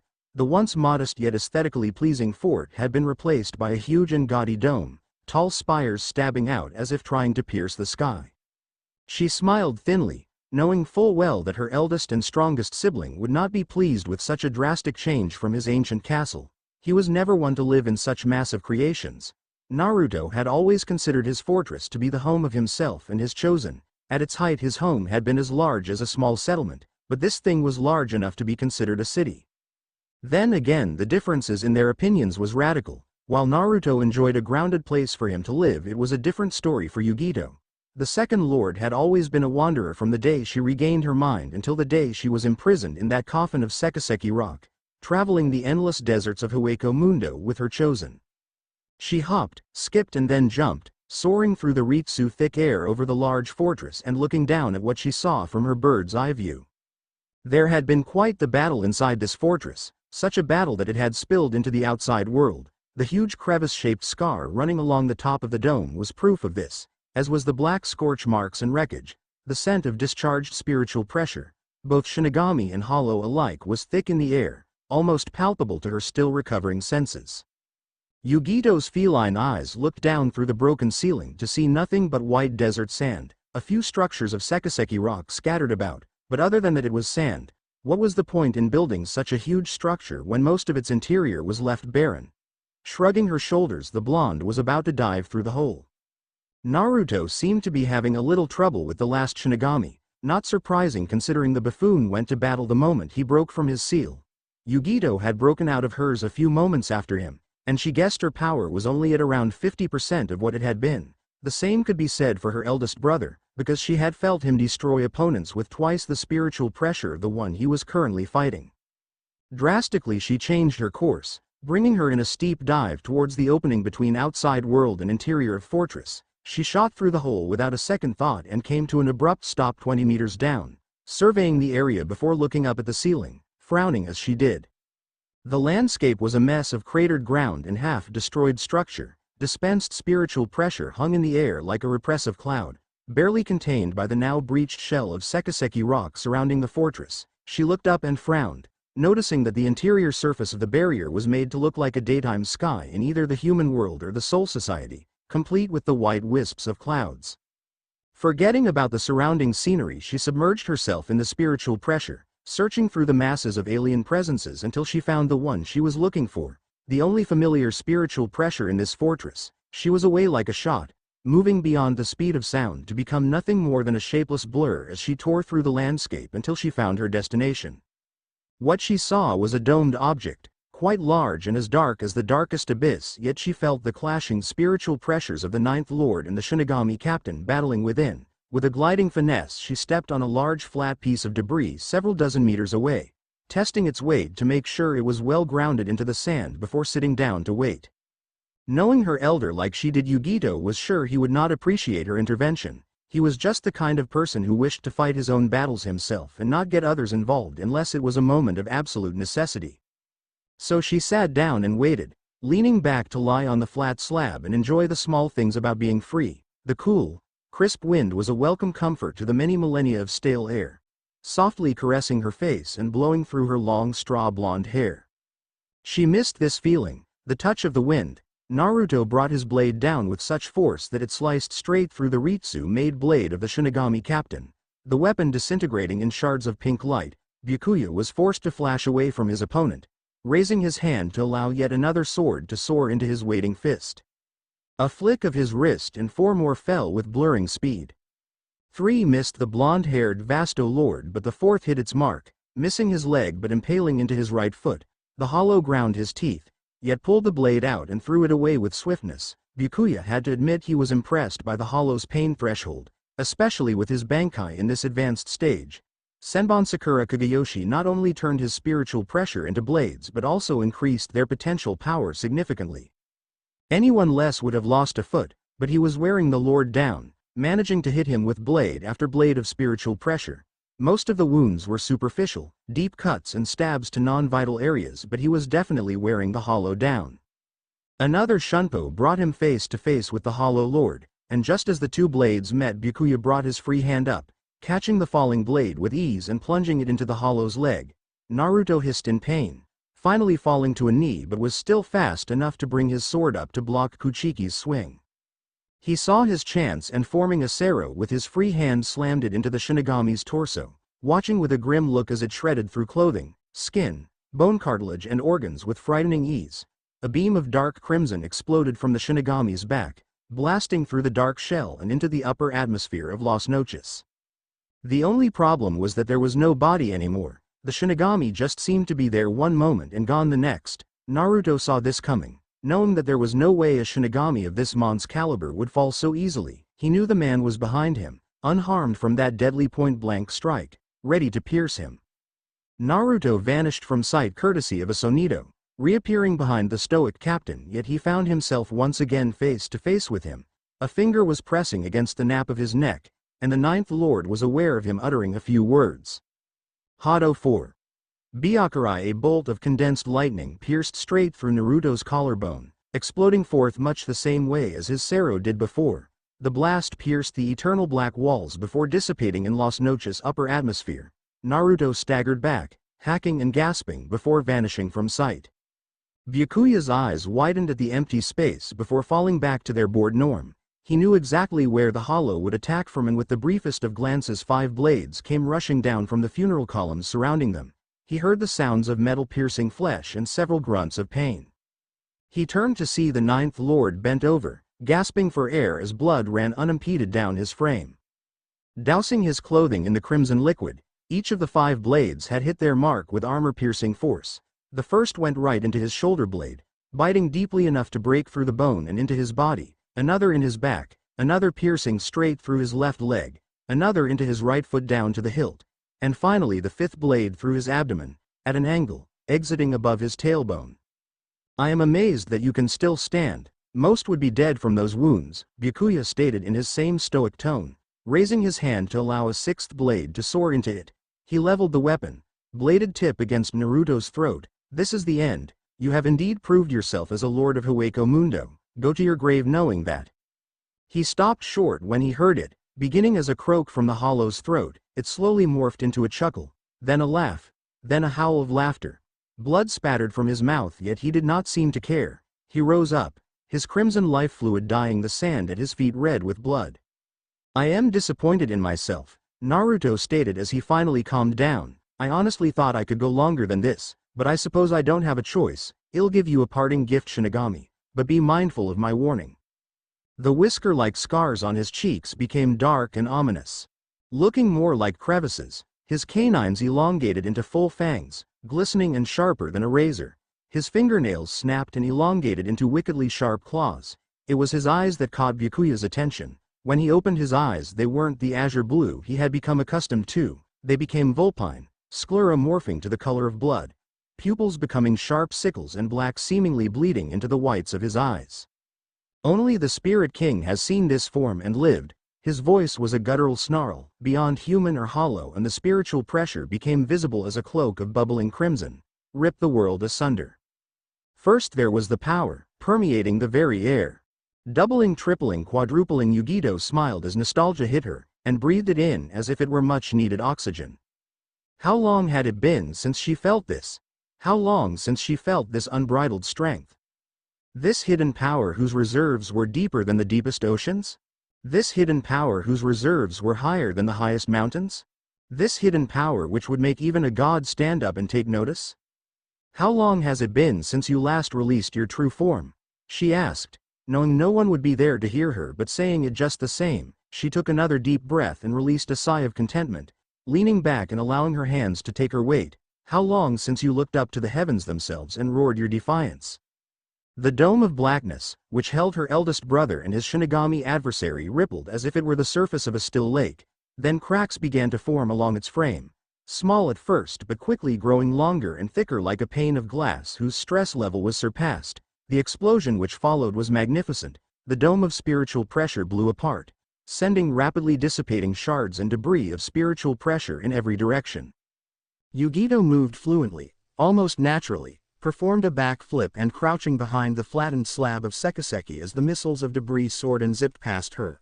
One large piece, growing smaller with every moment, vanishing like sand thrown into the air, slammed against the exact spot where she sat but a moment ago and continued its journey a bare half-meter over her head. Smiling with glee, she looked over her protective barrier in a small hope to see him, the true him. The white smoke obscured all view, but it was quickly blown away to show a huge crater where the battle had been played out. Yugito hopped, skipped and then jumped high, landing in a graceful motion right at the edge of the crater. No, more like a ravine. She saw but a glimpse of his true form. 9 long, sinewy tails flailed in the wind before disintegrating the very same way as the destroyed remnants of the Shinigami Bankai had vanished but a scant few moments before. The smoke gave way enough for her to see a lean muscular body encased in white carapace armor, which disintegrated much the same way as his 9 magnificent tails. The Shinigami lay on his side several meters away, his back was to her. His black Shiakusho was torn and ragged and his Zanpakuto was ripped from his grasp and was slowly regenerating to its sealed form several meters from the severely wounded death god's reach. He was still alive, Yugito noticed. Naruto, now fully back in his sealed state, minus his clothes, looked a little sheepish as his eyes fell upon the fallen Shinigami. Yugito noticed that he had completely regenerated everything on his exceptional frame, from his leanly muscled shoulders and strong arms to his six-pack stomach and strong legs. She quickly took a peek to his nether regions. Oh yes, everything was regenerated quite nicely. I guess I overdid it. He walked over to the unmoving Shinigami and lightly tapped him with his bare foot. You ain't dead, are you? She heard the Shinigami cough, spitting out a glob of blood before undoubtedly leveling a glare at the strongest hollow alive. Naruto didn't look nervous or scared by the glare, not in the slightest. If anything, he grinned. There you go, you're just chock-full of piss and vinegar. What are you waiting for? The Shinigami asked in a severe, cold tone. You defeated me, so kill me. Naruto actually seemed to think about that. Nah, too easy. Instead I am just going to toss you back to where you belong with a message to your commander. I am guessing it's that old bastard Yamamoto, right? How do you know him? He was a little fidgeting vice-captain of the king's court last time I saw him, Naruto replied, though his voice didn't contain a trace of nostalgia nor mirth. If anything, it was as cold as ice and twice as deadly. I have to find and beat the crap out of him. He hurt someone I deeply care for, and I can't allow him to just get by without one of her elder siblings giving him the beating of his life. Yugito was in complete agreement. If Naruto wasn't able to, then she would gladly take over that assignment. If she was not able to, she knew another 6 people who would gladly take the role. Oi, Naruto. His head snapped in her direction, and his shock was immediately replaced by a grin. A full genuine grin which made her blush. You-chan, you're up early. She was about to reply, but before she could muster any sort of retort, he flashed over to her, caught her and hugged her in a tight, fierce embrace. The movement was so sudden and unexpected that she lost her footing, about to fall to the ground with him clinging to her, but he moved quicker, spinning around in midair so he would hit the ground and she would land softly on him. They both landed with a small pillow of sand. You're a real sight for sore eyes, he said, kissing her a quick peck on the cheek and then wrapping her in a tighter embrace. I missed you, kitten. Her rebuke died in her throat, indignant expression replaced by a soft, tender smile as she wrapped her arms around him and leaned her head against his chest. Listening to his steady, rhythmic heartbeat, it had always had a calming effect on her, ever since he found her alone and half dead in the desert, a sign that they were above and beyond the hollows which they evolved from. I missed you, Kit. They were like that for a while, both happy with nothing more than being in each other's company after so many millennia alone, both lost in the moment and happy to remain lost. Then it all ended. Are you the only one up?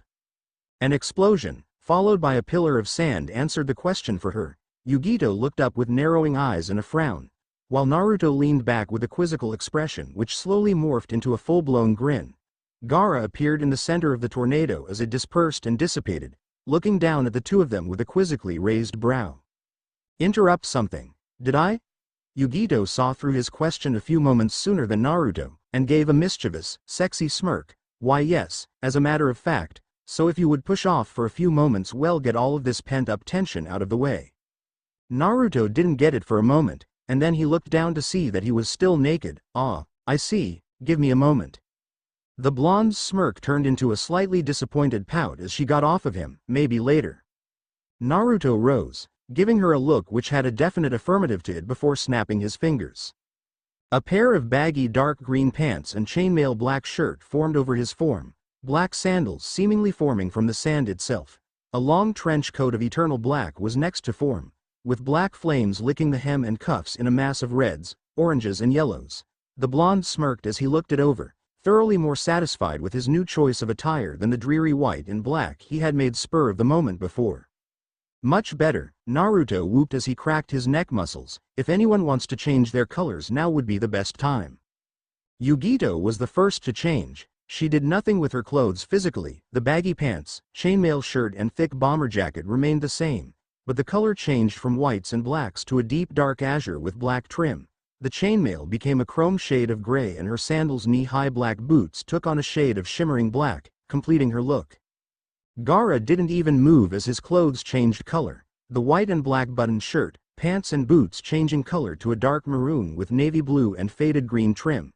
His boots became the same shade of black as polished leather. A huge tanned gourd, his own personal choice of weapon, appeared on his back, held in place by straps and satchels. Sand rose from the sand, flowing into the container until it was full.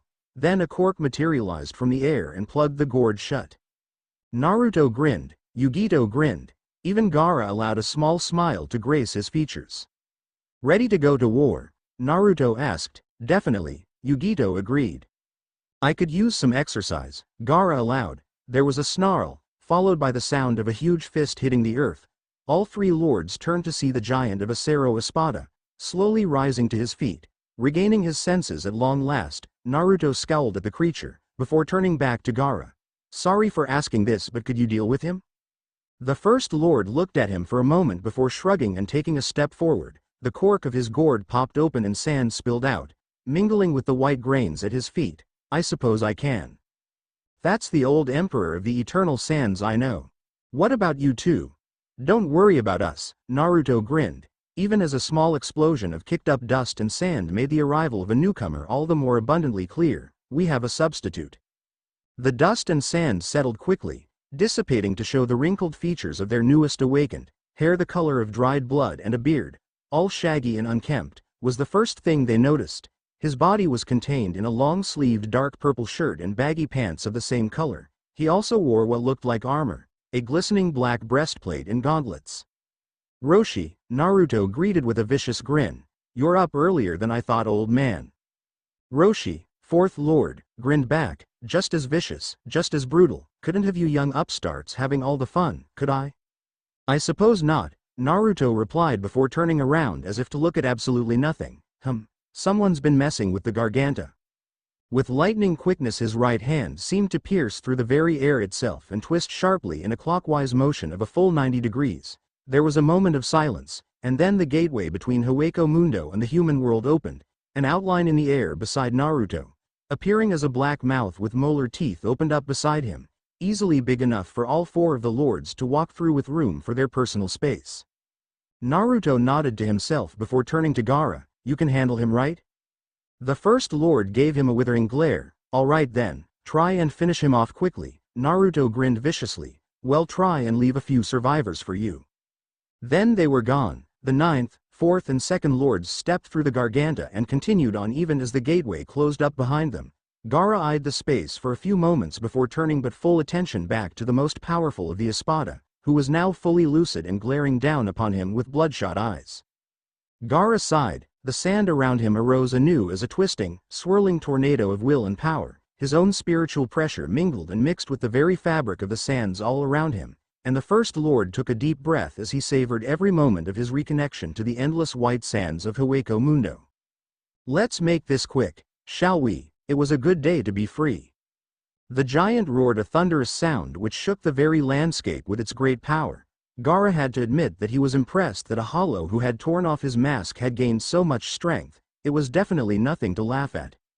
You're wasting your time, he sighed to himself. Once these sands are under my control, they can become as soft as a feather or as strong as steel. His body up to his waist was encased in sand, burying his legs and stopping him from moving any closer or farther away from him. His huge clawed hands had suffered a similar fate, encased in sand all the way up just past his elbows.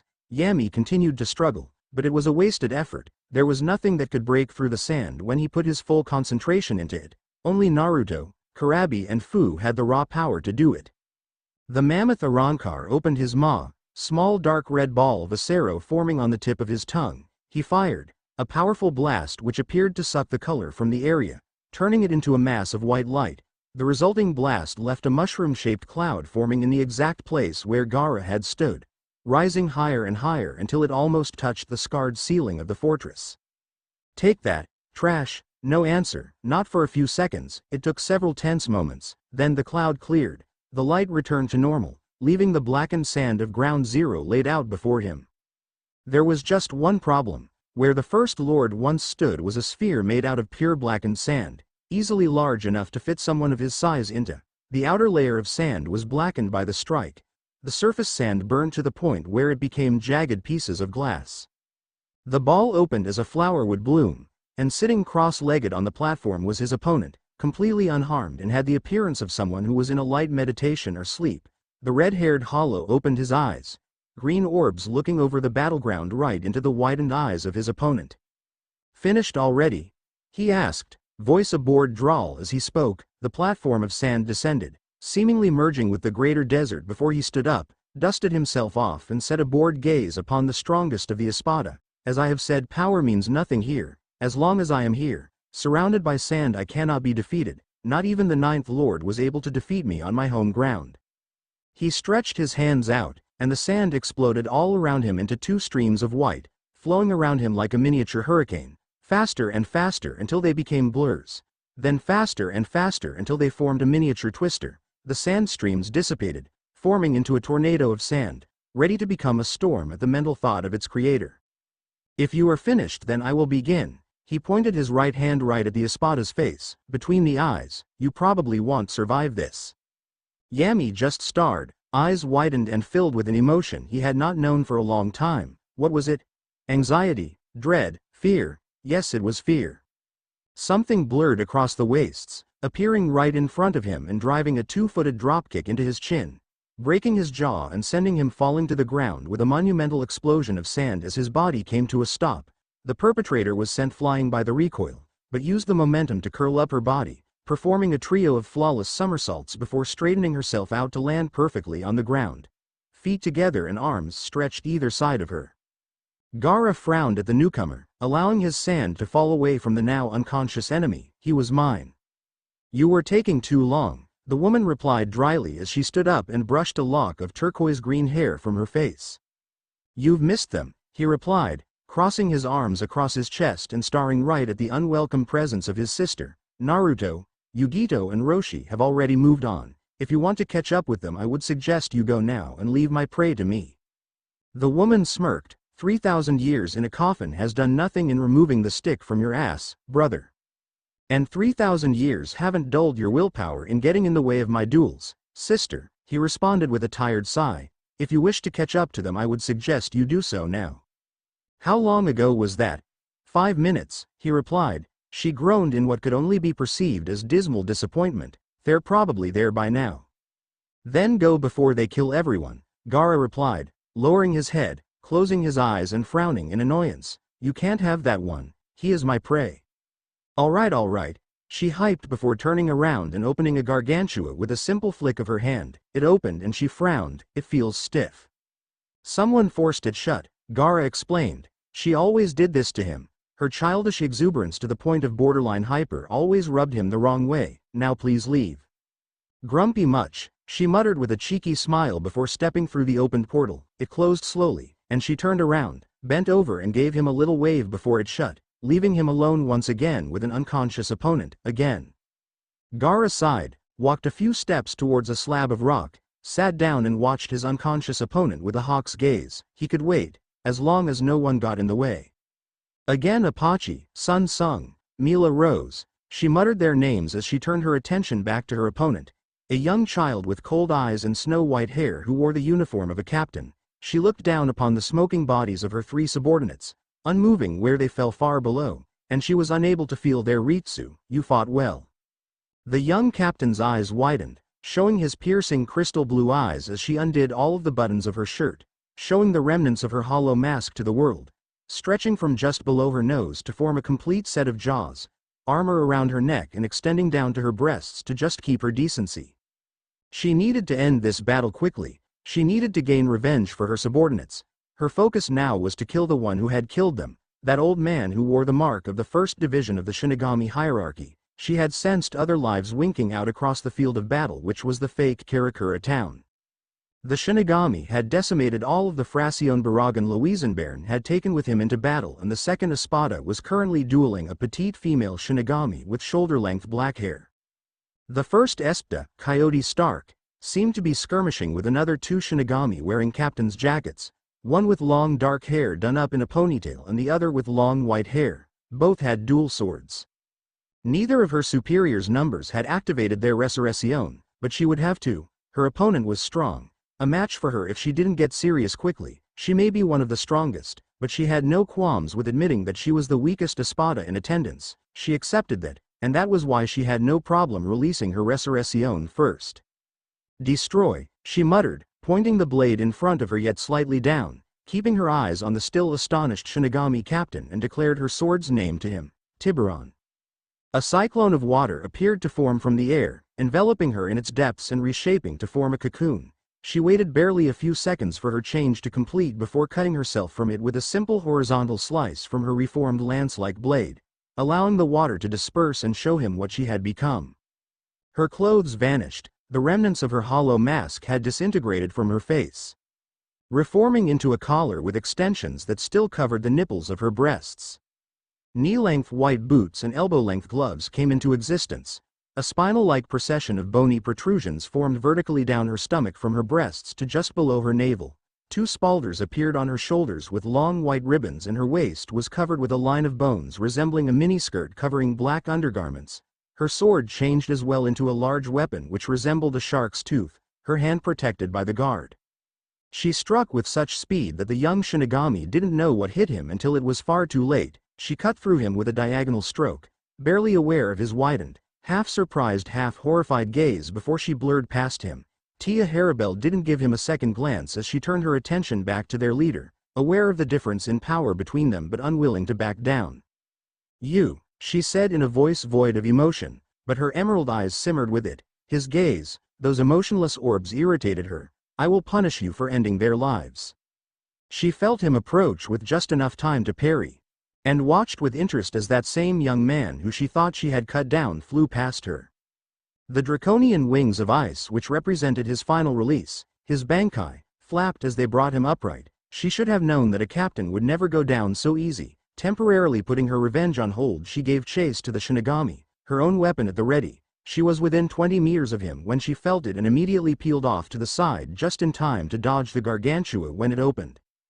Haribel threw herself back several dozen meters before stopping and surveying the opening portal to Hueco Mundo with astonishment.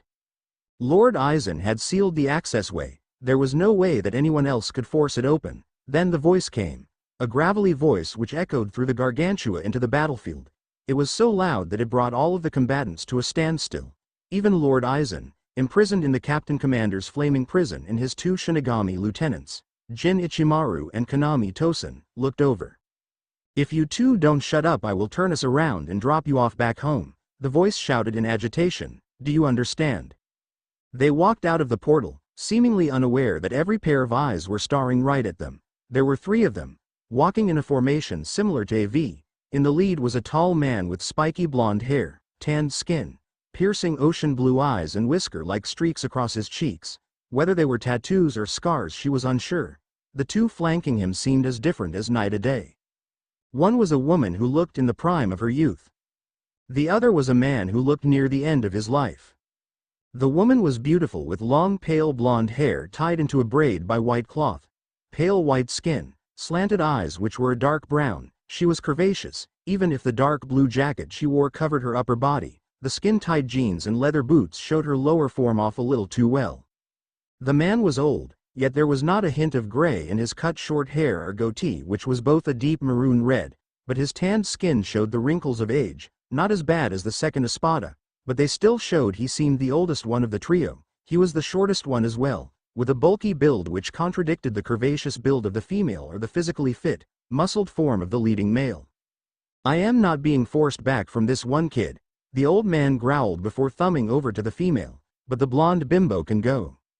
"Who are you calling a blonde bimbo?" The female replied with a dangerous edge in her voice. You hairy, old, senile, baboon.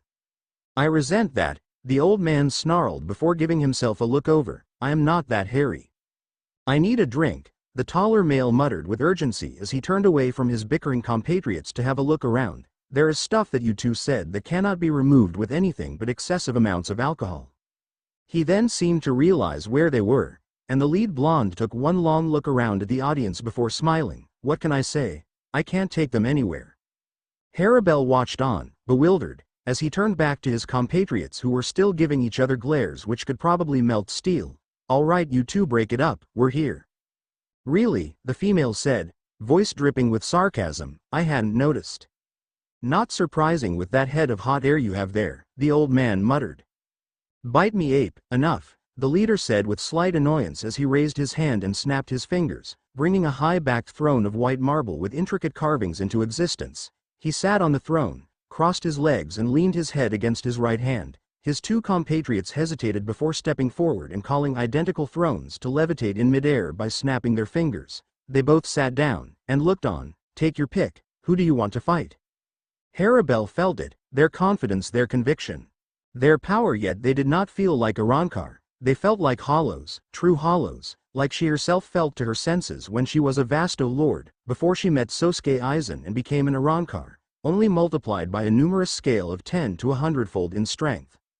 They were here for a single purpose, to destroy. Now this is interesting. Jin looked over to his superior, watching as he looked up to the sky, or what would have been the sky if it wasn't for Yamamoto's prison he was holding them in. The turncoat wondered how Aizen could sense anything beyond this prison when he could not, but apparently he could because there he was with that common small smile on his face. You know what's happening out there, I take it? Jin asked with that same serpentine smile. Indeed, something very unexpected has happened, Aizen replied as he looked over in his first lieutenant's direction. Yes, something very unexpected indeed. Will it be a problem? Tosin asked. It will be, Aizen replied, smile reforming into a frown, which was rare for him. Anything which could make Sosuke Aizen show even the slightest signs of doubt was a worthy opponent indeed. We will have a tougher fight of it than I thought. The rulers of the Hollow have returned. The 9 lords? Tosin asked with a skeptical frown. Indeed, so it wasn't an old children's tale after all, Jin muttered before looking up at the jagged edges of flame and smiling. This could be fun. It is a setback, Tosin corrected, looking right at Ichimaru. It is a small setback, and it may work to our favor, the renegade captain replied. There are only 3 of them here. Others may be coming, but they might even out the balance. He watched as the 3 of them settled into their thrones, both unnerved, intrigued and horrified by what he saw. Genryusai Shigekuni Yamamoto was not a man who was easily startled, but this was such a time, it took him a while to realize who these 3 were. But once he recognized their faces he saw the horrors they could unleash upon the battlefield with a very real dread. He recognized all 3 of them, Yugito, the second lord, the Azure Cat, the Lady of the Bloody Claws. Roshi, the 4th lord, the Killer Baboon, Master of Lava and Flame. Naruto, the 9th lord, the Firstborn, the Emperor of the Foxes. As terrifying as it was in seeing any of the mythical 9 lords in the flesh, seeing him was by far the worst of all. He still remembered that battle, fought 3,000 years ago, which destroyed so much in the time span of 3 days, how one of those 9 tails could turn a forest into a wasteland with a single stroke if angered, and he was angry that day, furious that day. He had cared not for what he would destroy, because everything had been taken from him, his brothers and sisters, his chosen warriors and his mate. Yes, that day he would have destroyed Hueco Mundo if he could have. It was not wise to face this month's wrath, but a lot has happened since then, and he was not the man he remembered himself as. He was far stronger now than he was then. So Yamamoto remained where he was and waited for the released masters of Holodom to make the first move, and then find a way to counter them. The first 8, while all-powerful in their own right, were not the main threat. He was, the 9th lord was always and always will be the main threat. The 9th lord's eyes leveled upon him and flashed an angry crimson. Yamamoto simply returned his glare for what seemed an eternity before he relented. He still remembered, of course he remembered, but he had no regrets. The woman was a hollow, and all hollows were the same menace. That's what he told himself, so he could sleep better at night. I love you. He closed his eyes, forcing that sweet voice to the farthest corners of his mind and slamming it into a box, never to hear her ever again. He had used her to weaken them, nothing more. He knew she was the youngest and the easiest deceived. He felt nothing for her, nothing, the look of betrayal in her eyes as he turned against her, how when she saw his intent, how the life which was once in those gray orbs suddenly went blank. Her voice still hounded him, even to this day, with tears rolling down her cheeks and pain in her eyes. Why? Why? Why? He shut his eyes tightly. She was a hollow. What did she know of love? I have a bone to pick with you. He looked up to lock eyes with him, most powerful of the 9 lords, and by far the most protective. When he heard what he had done to her, he had given him that criss-crossing scar on his forehead. When he heard of what his 3 seniors had done to the second, he killed them without mercy. When he heard of the Soul King's ambition, he fought him for 3 days and nights without rest or reprieve. But ill wait, he added as he leaned back into his chair, if she isn't here to avenge herself, then I'll have to do it for her. It was then that the gargantuan opened, and a single figure stepped out. She was petite yet tall, with brown skin the color of chocolate, which contrasted with light green hair and orange eyes the color of vibrant amber. She wore a sleeveless white shirt which cut off at the midriff and a pair of short pants which cut off at the knees, knee-high white jackboots. She took a deep breath, grinned and stepped forward, snapping the fingers of her left hand to call upon her own high-backed, white marble throne beside the second lord, which she immediately sat upon. Didn't miss the party, did I? She asked with a wide, childish smile. On the contrary, the 9th replied to the 7th, you're right on time. I was just telling Yugito and Roshi to take their pick of who they want to fight, eldest first. That's not fair, she replied with a pout. That's only because you're the youngest here. Naruto countered with a teasing smile. Don't worry, you'll get your opponent. Before she could reply, the other female, Yugito, leaned forward, smiled and pointed to the female Espada and to Shiro. I want those too. Suit yourself. Naruto shrugged before turning to Roshi. And you? The 4th lord frowned before setting his gaze upon the Espada in the visage of an old man and Captain Sui Feng. I want those too. Naruto grinned widely before turning to the 7th lord. You see, you still get the strongest ones. Good, she replied as she looked over at the long-haired Espada, as well as Captains Shunsui Kyoraku and Jashiro Yukitaki. I look forward to it. The 9th lord's eyes fell upon Yamamoto then, and bored into him. Let's see how long they last. The 2nd, 4th and 7th lords all piped up in agreement before standing up, their thrones disintegrating behind them, and took off towards their chosen battle zones, all the while the 9th lord kept eye contact with Yamamoto, unmoving and intent. The intent behind the gaze was crystal clear. Who is the best? He had complete confidence in his brethren. Could Yamamoto say the same? The Sero came from nowhere, a beam of crimson light aimed right for him. Toshiro Hitsugaya, captain of 10th Company, was just able to bring one of his ice wings around to shield him from the strike. It was just barely enough to stop it, burning through to the final layer of ice and turning his wing into a smoldering wreck of what it once was. He gritted his teeth, concentrated and froze the moisture in the air to reform his ruined wing. He had just finished when he felt her presence behind him, but it was too late to move. The back of her foot collided with the back of his head, sending the young captain into free fall to the ground far below. Hitsugaya shook his head to dispel the pain and nausea before spreading his wings and forcing himself to a stop. He flapped his wings once, then twice to right himself, and had just gotten his bearings when he felt her approach at high speed. He spun around, and was just able to freeze his right forearm in time to strengthen it enough to absorb the blow from her flying heel kick. He felt the ice crack, just taking the worst of the impact before shattering like a pane of glass. The momentum sent him skidding back, using his spiritual pressure to keep him upright. She didn't let up, and went right after him in a blur of motion, striking at him with open-handed palm and finger strikes, and each time he was just able to block and deflect her blows. The hollow wasn't even using a weapon. Instead, she just attacked him with her fists and her feet, trusting in her hierro, her steel skin, to protect her from any counterattack. Toshiro took several steps back, freezing his forearms to continue blocking the blonde-haired hollow's continuous palm strikes. Then he saw it, a mistake. He parried a palm strike, noticing her overextend herself, and lashed out with a stab from his zanpakuto. His stab met with air, for she seemed to spin around him, small smile on her face as she danced out of his field of vision. Then she hit him with an open palm strike to the back of his head, a slap really, which sent the young captain stumbling forward a few steps before spinning around to focus a cold glare in her direction.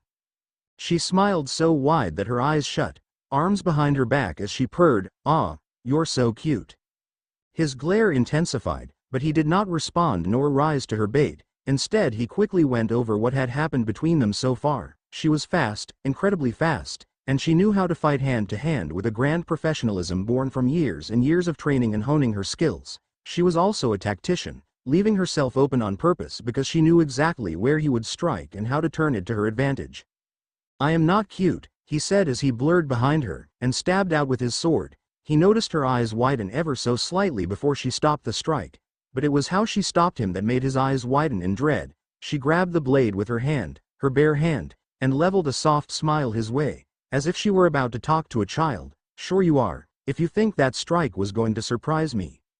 She then slapped him on both sides of the head, allowing the ringing of his ears to disorient him as she performed a somersault. Bringing her foot down on the back of his head, he once again went into freefall, spinning and struggling to fight through the pain of her dual strike and stop his continuous head over heels spin.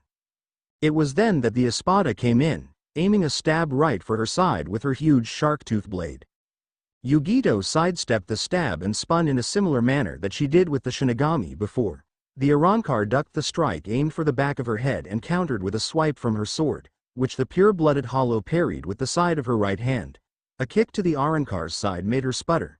A slap to the side of her head disoriented her, and a heel palm to her jaw made her stagger. Then came a bala, creating the ball of condensed crimson energy with her left hand as she performed the uppercut. Yugito used the moment to slam the bala blast into Haribel's abdomen.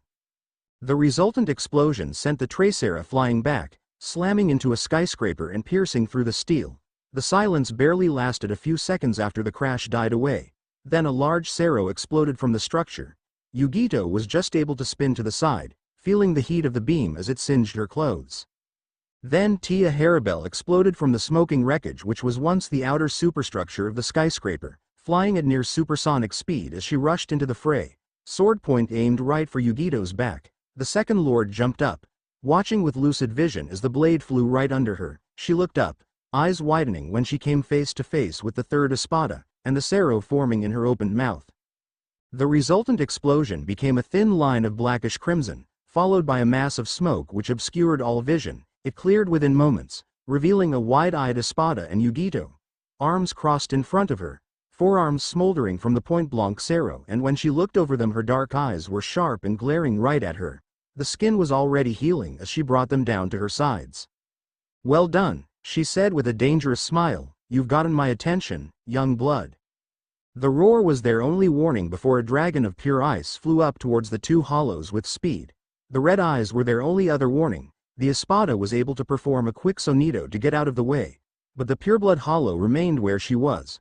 Watching as the creature approached, it collided with her, creating an explosion of steam and shattered ice. It wasn't long before the mist cleared, and when it did the young captain's eyes widened in surprise. His dragon had been cut neatly in two, from the tip of its nose to the tip of its tail. The blonde-haired hollow was several meters behind the remains of his strike, bent over and holding what looked like a long-pulled war scythe in her pale hands. She righted herself and swiped the scythe, sending drops of water and crushed ice into the air. The dragon shattered the moment she finished her movement. Now that she had righted herself, Hitsugaya could get a better view of her new weapon. It was a long pole, 2 meters long, ending in a wickedly curved blade, similar to the scythe of the Reaper he had seen in ancient human books. The weapon was as white as a hollow's armor, except for the serrated edge of the blade, which was a light shade of gray. The Vasto Lord gripped her scythe with both hands and leaned back, preparing for a swing. A smirk was on her lips as she spoke. "Nice trick, but now it's my turn." The blade of the scythe sparked with azure energy, then she swung and the energy exploded into life. A feline shape appeared mid-flight, taking on the form of a large feline cat, a lioness or a tiger. He couldn't tell, but he knew if that hit him he would be burned to a cinder. The flames roared in anger as he swung his sword, releasing another of his ice serpents just in time to meet the strike. It wasn't nearly as strong, but it might be enough to deflect.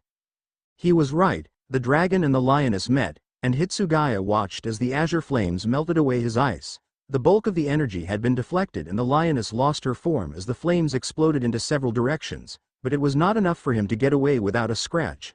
The young captain folded his wings around himself, and felt the heat as the flames slammed into them, melting layers of ice before they finally dissipated.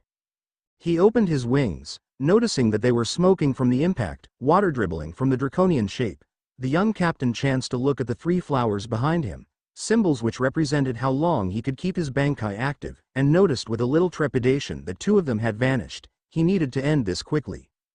Not bad, for a whelp. He spun around, bringing up his sword just in time to deflect the swing which could have sliced him neatly in 2.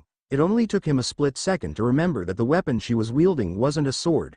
Her smile confirmed his remembrance for him. Not bad, kiddo, but it's not a sword you're dealing with here.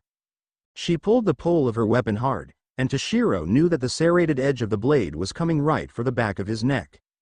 He ducked out of pure instinct, feeling the blade slice through his silver locks of hair, but he was unable to know what came next. The speed in which she created a Sero was almost unbelievable, yet there it was, on the tip of her finger, a tiny ball of blackish crimson, ready to be released. Hitsugaya tried to fold his wings around himself, to give him some protection. He was too late by a second. She released her Sero, creating an explosion of crimson light. The young captain fell from the smoke, vapors trailing him as he and his shattered wings of ice, now in several pieces, fell to the urban sprawl below. Yugito watched him for a few moments before sighing and turning around, just in time to see the form of the maskless hollow, standing ready to meet her. "You could have attacked me while my back is turned," Yugito pointed out. Harabel glared at her for a moment, as if the idea was insulting. "I will not kill a foe when her back is turned to me." The blonde smirked. "An honorable hollow. I thought you were all extinct." She did not reply for a moment, spreading her legs and raising her weapon in preparation for battle. "You will not get into the way of Lord Aizen's ambitions." "Lord Aizen," Yugito repeated slowly, deliberately, before gritting her teeth and glaring at Harabel in something akin to rage. "You may not have lost your honor, but you have lost your self-respect." The Tricera Espada's only visible display of emotion was in her eyes, which simmered with sudden anger. "Lord Aizen saved us from our fates to die in that wasteland. He granted us great power and led us against the Shinigami. He made you break your mask," Yugito countered with a flare of Ritsu. "A mask is a symbol of what you are, where you come from. You do not rip it off and throw it away." Her statement surprised Harabel. Her eyes only widened slightly, but it was clear as the world to Yugito. "You lie." "Do I?" Yugito asked, before putting her hand to her chest. "Let me tell you something, young blood. A hollow who becomes Vasto Lord, true Vasto Lord, does not rip off their mask. They take it off, to learn to be able to take off and put on your mask at will, to find a way to fill the hole where your heart once was. That is the symbol of a true Vasto Lord." Doubt, just the slightest flickers of what she had said, sunk into this young creature, but they were quickly replaced by anger. She leaned her sword arm back and released a torrent of water in Yugito's direction with enough pressure to slice her in half. Through it all she spoke in a low, dangerous voice. "You lie." Yugito leaned back, brought her scythe over her head and swung it down just as the water came within range. The tip of the blade of her weapon pierced through the tip of the strike at the precise moment, cutting the torrent of water into 2 alternate directions which continued on their path, missing the second lord completely before dissipating in the air several dozen meters away. Harabel watched, stunned, as her strike was deflected with such surgical precision that it should be impossible. Her eyes widened further when the form of her opponent was encompassed by azure flames and her spiritual pressure increased to thrice its original level. She straightened, showing that her dark eyes had changed color to a feral azure. "It seems that you have not just lost your self-respect, but your respect for your elders as well," she said in a dangerously feral tone. "Very well, child. I will beat the respect back into you." Whatever she was about to do was interrupted by a distant roar, and as the 2 hollows turned they saw a large dragon of pure, solid ice come right at them with dizzying speed. Yugito performed a perfect backward somersault while Harabel jumped back. Both missed the dragon by mere millimeters, but it didn't matter when the serpentine mass of ice exploded, spewing shards of frozen water in every direction. Everything it hit became weighed down by frozen water. Both were forced to use their spiritual pressure to melt and destroy the ice. But by then the young captain was already on Yugito. Seeing her as the main threat, she moved, but wasn't able to get out of the way in time. The blade pierced the left side of her abdomen, but wasn't able to go any deeper when her left hand gripped onto the still exposed blade. Their eyes met. Cold turquoise against simmering chocolate brown. "Lagoda," A blast of condensed water resembling the blade Haribel carried soared through the air right towards the two. Hitsugaya was able to disengage his sword and jump away with a flap of his bankai created draconian wings. Yugito was unable to, the blast slamming right into her with a deafening explosions and a mass of steam.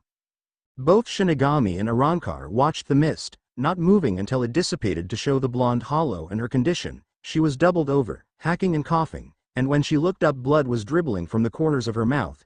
It looked like her hierro was strong only to a certain point. The only problem was that it took one of their main attacks to break through her steel skin.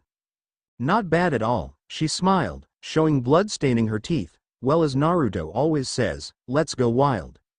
There was a moment of eerie silence, and then the spiritual pressure exploded with such overwhelming force both the Shinigami and the Arrancar had to visibly struggle to remain upright. The force unleashed was almost crushing, like gravity itself had increased tenfold, to such a strength that their vision went into blacks, whites and grays for a time before they became used to it. Both knew what was coming, and from just feeling her release her power they knew they had to stop her before it was too late. Hitsugaya acted first, swinging his sword and unleashing a long sinewy dragon made of pure solid ice. The creature moved with speed and velocity, flying towards the hollow with the simple intent of freezing her in place. Haribel was barely a split second later, pointing her sword right at the second lord and concentrating a great deal of spiritual pressure into it, shooting out a tooth-shaped bullet of condensed water with almost blurring speed. It was the condensed water bullet that hit her first, a grazing hit but enough to spin her in midair and lose her concentration. The dragon came next, slamming into her form, and encasing her in a solid sphere of ice, her delicate, beautiful features frozen in wide-eyed surprise before the block of ice began a long descent to the ground, where shattering into thousands of pieces was the only conceivable end. Naruto opened his eyes and yawned, leaning against his chair idly as he felt the sudden dimming of spiritual pressure. He looked over, seeing a block of ice containing a figure falling to the ground at high speed, well aware that any normal human would shatter alongside the ice he or she was encased in. "It's over already, is it?" he muttered as he watched the ice fall, and then looked up to see the young Shinigami and the quite exotically beautiful Arrancar once again began to duel each other. Bullets of condensed water and writhing, exquisitely carved dragons of ice were once again being exchanged as both tried to hit each other. In their minds the threat posed by his sister had now been avoided. Gravity would do the rest of the work for them. The other battles were progressing similarly. His siblings were underestimating their opponents. None of them had released their true forms yet, and he was beginning to get slightly annoyed with them, knowing that they were playing around, testing their opponents through jabs and strikes. When were they going to get serious? It seemed that one of them heard him. For he once again felt his eldest sibling's spiritual pressure explode, watching as the ice encasing her cracked and shattered under the sudden and powerful Ritsu unleashed upon the world. She broke free with a mighty roar, and he noticed that she was about to release her true power, her inner hollow, as it were. Roshi may call her a bimbo, but to Naruto's eyes Yugito was one of the smartest of his siblings. The old saying of blondes being dumb was a myth. "Over, huh?" he muttered before breaking into a feral grin, eyes glowing red for a moment before returning to their usual ocean blue, as if. She landed roughly on the flat roof of a multi-story structure, wrapped her arms around her sides and shivered violently. "Cold," she muttered as she took a shaky breath, looking up just as her chocolate eyes morphed from chocolate brown to unnatural azure, round pupil becoming a thin sickle. "I hate being cold." Nights in Hueco Mundo were cold, bitterly cold. She had almost died from it when she had first awakened as a Vasto Lord. Naruto had saved her from such an end, but ever since then she had an abhorrence hatred for being cold. When she was active she was fine. Running and jumping kept her warm, but when she needed to sleep she used to either huddle together with her chosen or go to Naruto's fortress where she knew he would keep her very, very warm. If cold ever became a solid sentient being she would fall upon him and take pleasure in ripping him to bloody pieces. That was how much she hated the cold. There was a spark, which became a mass of flames, darkest azure, which encompassed her form, melting what was left of the ice clinging to her frame. The flames flickered and writhed as if they had a life of their own, and the heat was so intense that both the Shark Empress and the 10th Division captain could feel it as if they were standing right next to it. The flames seemed to condense, hiding her form in the dark flickering azure. "Sharpen your claws," her voice could be heard over the flames, calm and confident, "Matabi." The fire bulged and exploded, showering sparks and disintegrating flames in every direction. When it cleared they saw her clothes had vanished. And in its place was form-fitting white armor, clinging to her body like a second skin with the only opening being Ava's neck which went from her shoulders. Down her chest and stopping at her navel, shone side views of her breasts. Her fingers elongated into vicious, curved blade-like claws, mirrored by her feet, two long feline tails flailed in the high-speed winds the same way as her wild blonde locks which had exploded from their confines and flew freely in the wind. There was no sign of any armor around her head, but her ears grew and became pointed, her features changed as well, her canines elongated into long sharp fangs, her eyes became glowing azure with sickle-shaped pupils. It all came together to give her a truly feral appearance. She leaned back, puffed up her chest as she took in air and released a feline roar which shook the surrounding area. Now her two opponents had no choice but take notice as her roar called up a shockwave of gale-force wind in every direction. Loud, he turned his head in the direction of the noise, realizing that one of the female hollows, whatever they were, had released her true form, though whether she called it resurrection or not was up for debate. She is very loud. She was always loud, from the first moment I met her. He turned his skull, devoid of skin and blood and cartilage, to the owner of the voice. The old man with maroon-red hair was sitting on top of an outhouse as he looked right at him, eyes not leaving his, as if daring him to make the first move. How he looked right at him without fear or hesitation, how he carried himself like he was his equal, no, his superior. It was insulting. The Shinigami female was on the other side of the roof, panting and in obvious pain, not surprising considering she had lost an arm barely a few moments ago, but she did not die screaming like he had hoped. Instead she ordered her lieutenant to cut off her arm before it spread to the rest of her, a bold move, but a smart one. She would dodge his deathly grip for a few moments longer. "Aren't you going to fight now, trash?" he asked the question, pointing his bulky war axe right at him. "It would be boring if you allowed me to kill you." "You've got some balls, young blood," the man replied as he jumped down from his perch. "To think that some upstart like you can talk down to one of your betters is laughable." "One of my betters, you say?" Berrigan asked, voice a growl as he spoke in a low, dangerous tone. "Watch your tongue, trash. I am the God King of Hueco Mundo." "Only because we weren't there to put you in your place," the old man replied as he took a step forward. "Naruto is very angry with you, something about letting some Shinigami with dreams too big for his head beating you and taking over his fortress." "His fortress?" the second Espada asked. He probably would have raised his brow if he could. Roshi threw his head back and laughed. "What? Did you think those ruins appeared out of thin air? You see him?" Berrigan looked up, and if he had eyes they would narrow dangerously as he spotted a high-backed white throne. The man was slouching in the chair, and the second Espada guessed he was either asleep or watching the battles before him without much interest. It was almost as if he knew the conclusion to these skirmishes before they even began. "The fortress belonged to the boss," Roshi stated, "and he wants it back." "Then why doesn't he face me himself?" "Because I asked him if I could have a crack at you first," Roshi replied with a glare which could melt steel. "It is unbecoming for the boss to take on an underling like you." "Underling?" Berrigan asked with barely restrained rage. "Yes, underling," the fourth lord nodded in agreement. "If a fellow hollow, a vasto lord, squatted in his domain he wouldn't mind, but you allowed his fortress to be taken by a Shinigami and he is not pleased." There was a flash of crimson light, followed by an explosion. Berrigan spun around in time to see his own throne blown to hundreds of pieces by a Sero fired from the so-called boss hand. His hand was still smoking as he looked down and fixed the second Espada with a cold gaze, one which sent a chill up his spine by its intensity and will. "Like I said," Roshi stated as he released his own spiritual pressure, watching as weak superstructure and masonry collapsed at the slightest release of his power. "The boss is not happy. To him you are undeserving of a stool, let alone a throne, and I have volunteered to end you on his behalf." "Why couldn't I fight her?" Joshiro sighed before looking over at his oldest friend and confidant. "Probably because you'd be trying to flirt with her instead of fight her." Shunsui thought about it for a moment before nodding his head solemnly. "Yeah, but I'd still rather fight her than what we're up against now. I mean this solemn-looking guy, his little sister and the kid over there."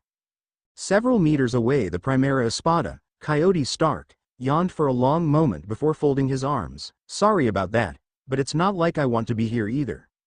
"You two are almost exactly alike, I swear," Joshiro muttered, more in shock than anything else. "The only difference seems to be that this guy doesn't seem to have a libido." You assholes, the Arrancar girl by his side shouted angrily, a little too angrily, he's just lazy.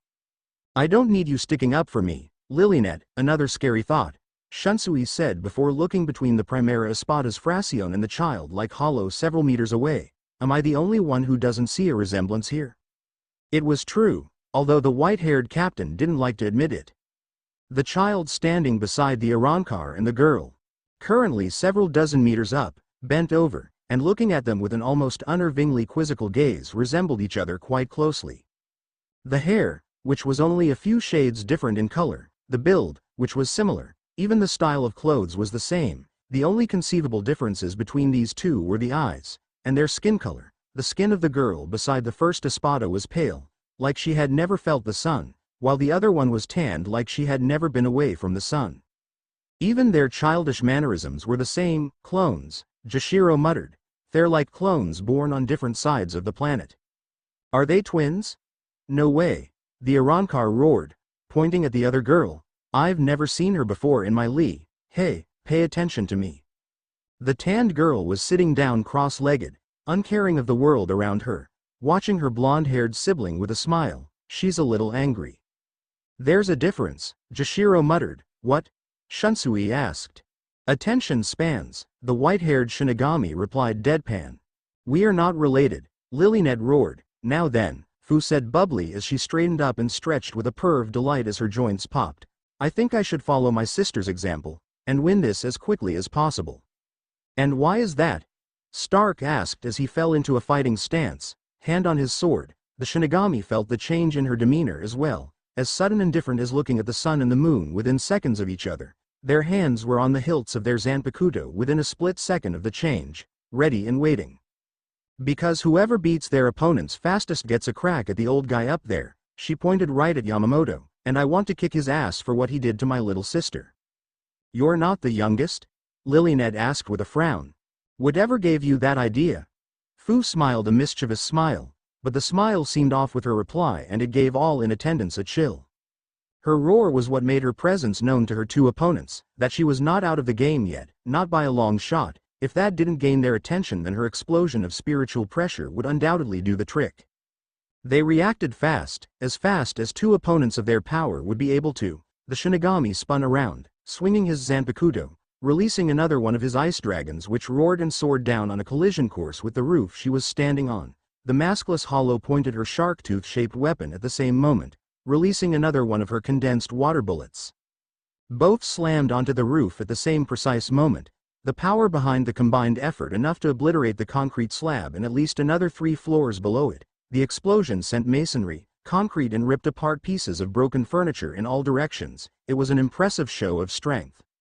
It was just not strong enough. She exploded from the cloud with enough speed to blow a hole through the smoke. Moving so fast that her entire form blurred into an almost incomprehensible shape, the Shinigami was just able to bring his Zanpakuto up to block before a clawed hand of wickedly sharp, curved blades collided with his weapon with a screech of steel. The force behind the blow sent him skidding backwards by several dozen meters before managing to come to a stop, watching as the feline queen's claws scrapped against his sword in a hail of sparks. Then she vanished, using a sonito or a shunpo or whatever she called it to come up right behind him with such speed that there was no time to dodge, no time to even breathe. Her foot collided with his back, forcing the air from his lungs in a great gasp before he flew forwards with such speed that it was nearly half a kilometer before he was able to stop. She did not relent, but instead changed targets towards the startled Arrancar. She moved so fast that Haribel wasn't even able to bring up her weapon to defend herself. The two collided, the second lady grappling her and flew, the Espada so dazed by the strike that she was barely able to struggle as they shot down towards the ground at supersonic speed to a multi-story building below. She released her target, and the third Espada pierced through the thick concrete roof, breaking through floor after floor until she collided with the concrete slab of the foundations and made a large crater from the impact. She landed on the roof so hard that she created a crater on its surface before tapping her foot against the wrecked roof structure and propelling herself back into the air. Watching as the ground where she once stood collapsed from her spiritual pressure alone, she smiled, took a deep breath and laughed jovially before taking off again at supersonic speed, right towards the Shinigami captain who was even now preparing another one of his ice dragons. He brought the sword over his head and slashed down, releasing not one but 5 dragons of pure ice which flew right at her. She performed a barrel roll, missing the first, steep climb to miss the second, sharp fall to miss the third and fourth, and finally an increase in speed to dodge the fifth. She then flew on, 5 Asian dragons of ice following behind, claws of her right hand coming together to form a spear to pierce the young captain in the shoulder mind. He was too young to die. Her claws pierced right through his shoulder in an explosion of ice, no blood, and she realized that he had replaced himself with an ice clone just before it exploded, sending deadly sharp shards of frozen water in every direction like a grenade. Yugito was peppered by the minuscule shards, but her armor was good enough to block or deflect them. She did gain a small cut on her left cheek though, and that irritated her. He came right behind her, bringing his Zanpakuto down in a diagonal overhead slash. She spun around with blurring speed, blocking it with the razor-sharp claws of her right hand. Not bad, young one, you have potential. There was an explosion of masonry and concrete as the Arrancar flew from the building, which proceeded to collapse under the strain of her spiritual pressure. She roared in anger before driving her sword arm back and pointing it to the sky, screaming a single word. Cascada. She then pointed her shark tooth blade right at the two of them and fired a shot of water, which sucked the vapor out of the air and expanded, larger and larger until it became something akin to a tidal wave of condensed water, destroying everything in its path. Several blocks worth of housed were swallowed up by the blast. Hitsugaya's eyes widened at the display of raw power. Yugito's reaction was the opposite. She smirked at the display. She has some potential too. Before Toshiro could come up with some sort of retort, she exploded into motion, kicking him right in the midsection and sending him soaring in an out-of-control spin to the ground below. She didn't even wait to see it he would right himself, instead shooting off at near supersonic speed right for the tidal wave which was still coming right at them. She moved so fast that she did more than become a blur, elongating to almost twice her usual height. She hit the water and pierced through. The hole lasted for a second before closing up again. She continued on at speed, and Haribel barely saw her as she brought her clawed fist back and brought it forward again, smirk firmly on her full lips as her punch collided with her fellow Hollow's face. For a split second everything seemed to go still. Then Haribel was sent spinning through the air at the speed of sound, slamming into another multi-story structure and piercing through the concrete, at least 2 floors and out through the adjacent concrete wall. She landed on a street, creating a crater of broken concrete as she skidded at least 10 meters before coming to a stop. The second lady straightened and smiled. 1,000 years too early, young blood. She caught Hitsugaya's slash with her right hand, claws enclosing around the blade as her feral azure eyes bored into his simmering turquoise. Youth was a wonderful thing. Not even able to wait for his elders to finish their quarrel, she brought her free-clawed hand back with blurring supersonic speed, preparing for a blow. There was a blur of motion, and Yamamoto was there. Yugito was barely able to half-turn before she noticed him, those cold eyes looking right into hers and his Zanpakuto aimed right for her heart. She may be one of the fastest, but the old man had definitely become a lot stronger since the last time she fought him. Steel sliced through flesh, blood ran. Berrigan realized the flaw the moment the old man rushed into the attack, creating a pole-shaped staff from thin air and planting a strike into his kidney with one powerful thrust. He realized at the moment he had to move himself to block the Hollow's strike. He brought his war axe down, hearing the screech of metal on metal as it drove the staff to the concrete. His special ability, an ability he carried as the personification of one of the 10 aspects of death, the personification of old age, an ability to age anything within a radius of his sight and focus into nothing more than bone. His new opponent must know nothing of his ability to turn any opponent within his personal space into dust. That would be his downfall, fool. The second Espada grinned as he unleashed his senescencia, his ability to rot and deteriorate every object, living and not, around him, turning the target into dust. The old creature was keeping his distance for now, still in a ready stance, his staff held in both hands as if he were preparing to use it. Then he vanished without a trace, removing himself from Berrigan's sight. It was futile. No one could break through his impenetrable defense, one which had the ability to rot everything that got within range. The second this unknown opponent tried to attack, he would be caught, and the battle would end. Then he would kill that annoying Shinigami captain and her lieutenant in one fell stroke. Something slammed into the back of his head, forcing him to stagger forwards a couple of steps before whirling around to see what had struck him. He came face to face with the end of the staff, which had extended to thrice the width it had been previously, and the owner, who was smirking just out of the range of his senescencia. I am guessing you are wondering how my staff can get through that defense of yours without rotting away, right?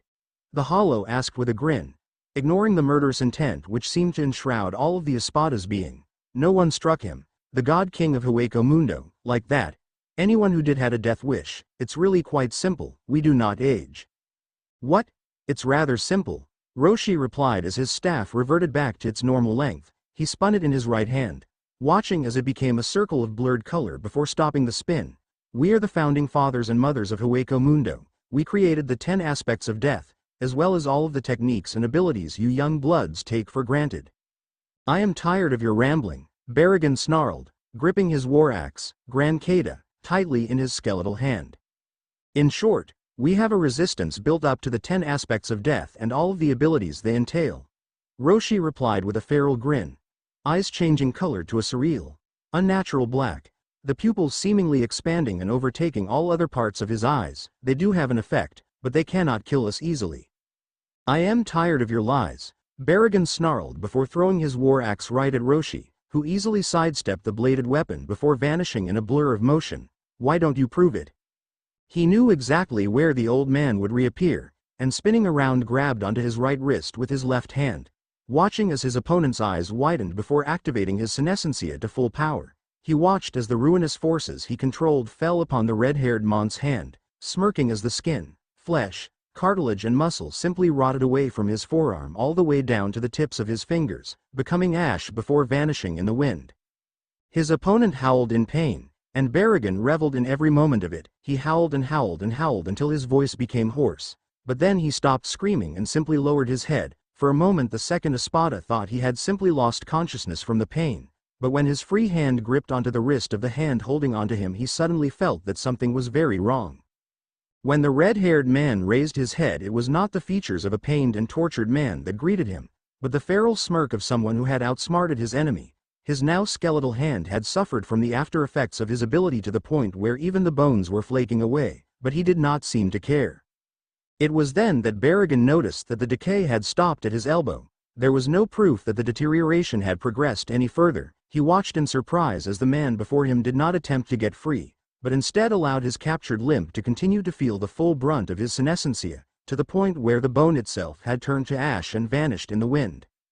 Then his other hand slammed against his right cheek in a simple slap, yet it was enough to send him stumbling a few steps away, forcing him to relinquish his grasp on the Mont's right arm. Let me show you something from the old books, young blood. Barragan watched as his absent limb began to regenerate, beginning with the ashes of his very bones coming back together to recreate an exact replica of his bones from elbow to fingertips. Every joint, those bones and joints were soon covered by layers of cartilage and muscle, and the Espada watched in intrigue and horror as veins began repumping blood into the rebuilt tissue before it was completely covered by a layer of skin. By the time he was flexing his forearm and hand it seemed that the rotting of that limb had never happened. God King, you say? The man asked before his face morphed into a feral grin. Let's put that title of yours to the test. Are you strong enough to kill one of the 9 lords? Let's find out. His spiritual pressure intensified, stronger than even the female from before. His features morphed, canines becoming longer, broader and sharper. His ears became long and pointed, eyes once again morphing into a huge dark sclera which lacked the whites associated with human eyes. His spiritual pressure became visible around him as a mass of maroon flames, scorching to all within a 50-meter radius. Howl at the moon, he growled before releasing a deep-throated hoot, Son Goku. He changed, completely and utterly, his form became taller and lankier. And his facial features, all exposed skin which was not covered by his armor began to lose their wrinkles. The years fell from him as if they were leaves falling from a tree in autumn. His maroon hair lengthened to a cascade of maroon. A plate appeared on his forehead, with long legs and arms which were nothing but muscle. His clothes vanished, leaving his body covered in plate-like white armor from his neck all the way down to the tips of his toes and fingers. What was before him was no longer an aging old man. What was before him was a 20 to 30-year-old hybrid. He raised his head, took a deep breath of air and laughed heartily. I forgot how it felt to be in this form. Everything becomes so clear. His whiteless eyes settled upon the deep blackness of Barragan's barren eye sockets before he released a feral grin, showing his enlarged, sharpened canines. Let's get started, my lord. I look forward to seeing if you really are a god king or not. He opened his mouth, spreading his arms as a sero formed on the tip of his tongue, a ball of swirling dark red energy. A release of breath fired the sero, ball turning into a beam of crimson energy capable of atomizing any lesser creature. The beam came within a meter of Louisenbairn before simply disintegrating into a mass of spirit particles. You have to do better than that, Berrigan barked gruffly. Thought as much, Roshi muttered before vanishing in a blur of motion, reappearing several dozen meters above the skeletal hollow and pointing the middle and index fingers of both hands right at him. Circular spheres of a dual sero forming on the tips of his fingers. He looked down to see the Shinigami captain, in the exact same place as before. Oi, Shinigami. It'll be a good idea to get off the roof. She looked up, and he saw that she was unnaturally pale and her face was covered in a sheen of sweat. Yet she vanished in a shunpo barely a second later, reappearing several rooftops away before falling to her knees and clutching the stump where her missing limb once was. Roshi could be called many things, but to use this level of attack against an injured woman, even if she was a Shinigami, was a definite negative in his book. Some would call him a sexist pig, but he liked to think of himself as traditional. The two sero exploded from his fingertips, lancing down towards the unmoving form of the second espada. The skeletal shape did not move, not an inch, remaining where it was, looking right up at him with those empty eye sockets. The resulting explosion destroyed the rooftop, and the full building below it, sending chunks of masonry and pulverized superstructure flying in all directions, impacting walls, smashing windows, crushing cars and breaking everything in the surrounding streets. When the smoke from the impact cleared, it showed nothing more than a small mountain of rubble. And Berrigan Louisenbairn was standing, completely unharmed, in the exact place where he was when the Fourth Lord unleashed his strike. Roshi looked down at him for a moment, before whistling in appreciation. That is a fine ability you got there, so no matter how powerful the attack is, it won't break through that shell of yours. You seem to. Finally, under his words were stopped by a fist to the face, with such speed and precision that he didn't seem to know what hit him until he had been hit. The skeletal Arrancar flew through the air at blurring speed, slamming into the adjacent apartment block and piercing straight through the concrete wall, across a floor, through the outer wall on the other side of the structure, across the other street and finally through the wall of the next structure. Roshi frowned as he looked at his right arm, which had lost all of its flesh and cartilage up to midway through his forearm. A few moments passed before the cartilage and skin began to regenerate, and the Lord began flexing his fingers with an expression of controlled pain on his features. So it goes through awakened Hiero as well, does it? That is a pain. He heard her before she approached, not in her technique or any flaw in her strike, for they were as silent and flawless as anything he had ever seen. His senses in his awakened form were just too acute that he could feel the presence of a fly from a mile away. He spun around and brought his other arm up in time to block a spinning heel kick, grabbing onto the ankle and slamming her to the ground. The Shinigami coughed up blood as the air was forced from her lungs before beginning a tremor of hacking and coughing. Do you really think you could defeat me in your condition, woman? She had a petite frame, with shoulder-length black hair done up in two braids tied with white cloth. Pale skin and gray eyes which showed such fight in them, such supreme stubbornness was commendable. What was more commendable was when she began forcing herself back to her feet, falling onto her side when she tried to use her left arm for support, which wasn't there anymore. Still, she refused to lay down and instead rocked herself so that she could use her right hand for support, slowly getting to her feet. The espada did a number on this one. I applaud your strength and fortitude, Shinigami, Roshi said as she looked right at him with fierce dark orbs which did not seem to know defeat or surrender. Most in your position would be barely able to move, let alone get back to your feet. I would recommend a medic or a doctor though. She glared at him, obviously insulted that he didn't seem interested in fighting her or threatened by her. You bastard, who the hell are you? Roshi smiled. Who are we? We're just a worried group of hollows who want their domain back, nothing more. Before she could muster a reply, the building across the street collapsed. There was a groan of steel and then it just collapsed as if it were hundreds of years old. Masses of rubble, wood and steel fell away, becoming another huge mountain of rubble and debris. The Arrancar rose from the collapsing structure, skeletal hand tapping the bone where his left cheek would normally be.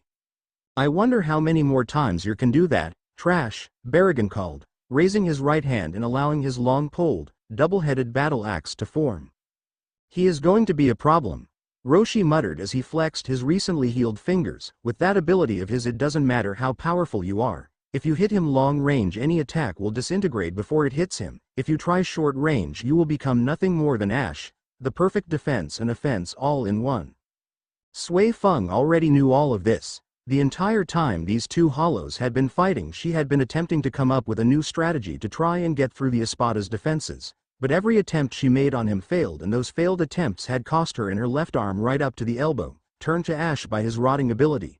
She only narrowly escaped such an end by ordering her lieutenant to chop it off. Laughter made her look over at the new hollow, who threw his head back and howled in glee before leveling a bloodthirsty grin in the direction of the Espada. Gaara is going to be pissed when he gets here. His ultimate defense seems to have been surpassed. A clawed hand grabbed onto her shoulder with lightning speed, and before Sui Feng could react, she found herself flying through the air and impacting against the far side of the roof, right into the concrete railing. She immediately berated herself for letting her guard down around a hollow before looking up. Her eyes widened. Baragan had moved with such speed that he must have become a blur, skeletal hand grasping around the new arrival's throat and squeezing. She looked on in shock as the skin of his neck began to rot and decay. "I will rip your head off," the Espada snarled. The fist slammed into the skeletal nose with enough force to break the bone and send the hollow flying back several meters. Releasing the other hollow from his gaze, once freed, Roshi doubled over, hacking and coughing, hands grasping onto the decayed flesh of his neck even as it repaired itself with impressive speed. He looked up with bloodshot eyes before glancing down at his fist and managing a growl as he noticed the skin and cartilage of his knuckles were nothing more than bone. "That was a cheap trick, young pup, an eye for an eye," Baragan replied as he straightened. "Good point," Roshi replied after a moment of thought, cracking his neck muscles right and left. "I love fighting supposedly invincible opponents. It makes beating you all the more satisfying." It took Sui Feng a moment to process what had happened, but the more she thought of it, the more it made sense. Did he throw her away not as an attack but to get her out of range? Did he just protect her? The thought seemed impossible to her, a hollow protecting a Shinigami, yet did it just happen? The idea pissed her off. There was a sudden surge of spiritual pressure, catching the attention of all three combatants. It was Roshi who seemed to be taken by it the most. His head snapped to the side, in the direction of the battle between Captain Hitsugaya and the two female hollows. His eyes widened and his face went pale. Yugito. They moved so fast that they were a complete blur. The single sword of the Espada known as Coyote Stark, and the dual katana belonging to the captain of the 8th Division, Shunsui Kiraku, were nothing but near unidentifiable blurs of liquid silver as they struck and countered each other with near continuous, almost ringing clangs of steel. Like their swords, their wielders were difficult to keep track of. Through a succession of Kido spells and hollow abilities, they proved to all who watched them that they were some of the most powerful competitors on the field. Neither had released their swords, neither had showed any large piece of their abilities to each other, but at this moment in this round they were almost completely evenly matched. Lightning, fire and dark red spiritual energy struck, breaking through superstructure and singeing the air with absolute ease. Fu simply watched the visage before her, knowing that it was exactly that, a visage. The two opponents were testing each other, trying to find any potential advantages or disadvantages which could be used in their favor. Neither of them were using even a third of their strength in this battle, at least not yet. "Okay.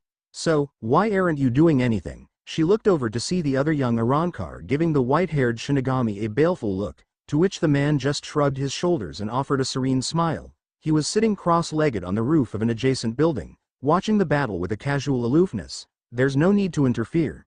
My friend over there usually likes to fight his battles fairly. The question you should be asking is why this lady here isn't jumping in." Fu looked over at him from her own sitting position, lying on the roof a few meters away from him. She looked over, studying him for a moment before sitting up in a fluid motion, crossing her legs and folding her arms as she looked up at the two men fighting in the skies above. "They're not taking it seriously," she said after a moment of silence. "Huh," the little Arrancar asked in indignation. "Why would you say that?" The white-haired Shinigami asked serenely, though she could tell that he was interested, if only subtly. Fu sighed as she laid down again, propping her head up by putting her hands behind her head and closing her eyes. "They're not even using a quarter of their power. When they decide to fight all out, then I will join in."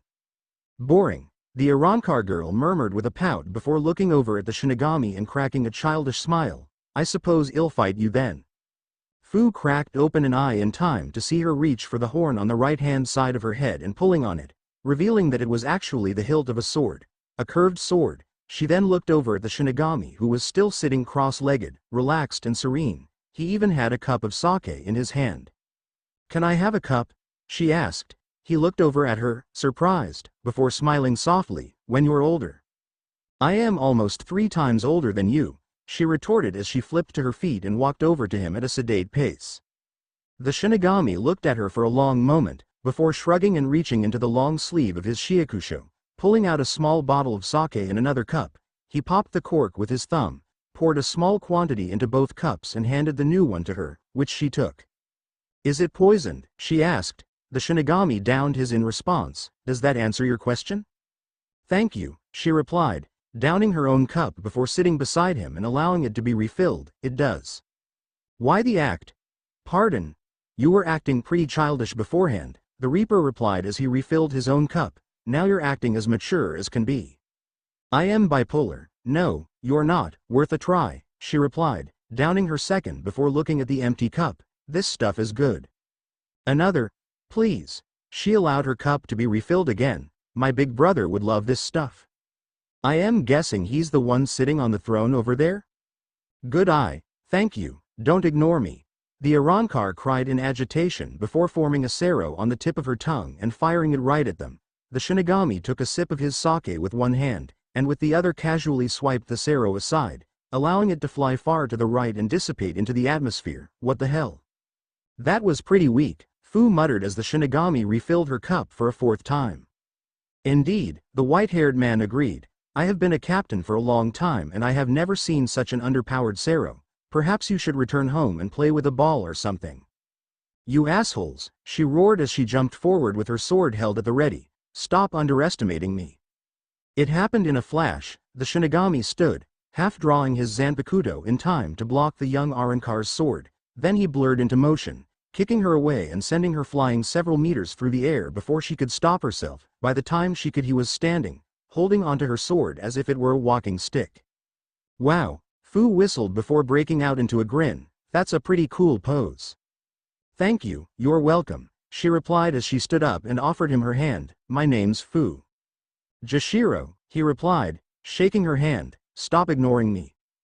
"Go home, kid," Fu called back. "What? She's right," Jashiro replied as he broke eye contact with Fu and met Lilynet with an unwavering gaze. "One of a veteran soldier. In strength terms, I have seen Jillian-class Manos Grande release stronger sero than what you just released. You are not strong enough for this battle." "Well said," the 7th replied before tossing him the cup, which he deftly caught. "I enjoyed drinking with you, but I am afraid I cannot continue. I am here for a purpose."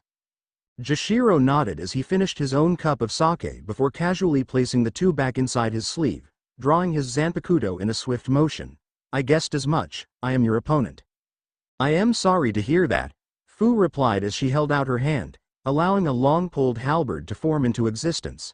It was a beautiful weapon, with a crescent moon-shaped blade and a black tassel fixed at the tip. Fluttering in the wind, she spun it expertly in her hand before falling into a battle position. "Ready for him, shall we?"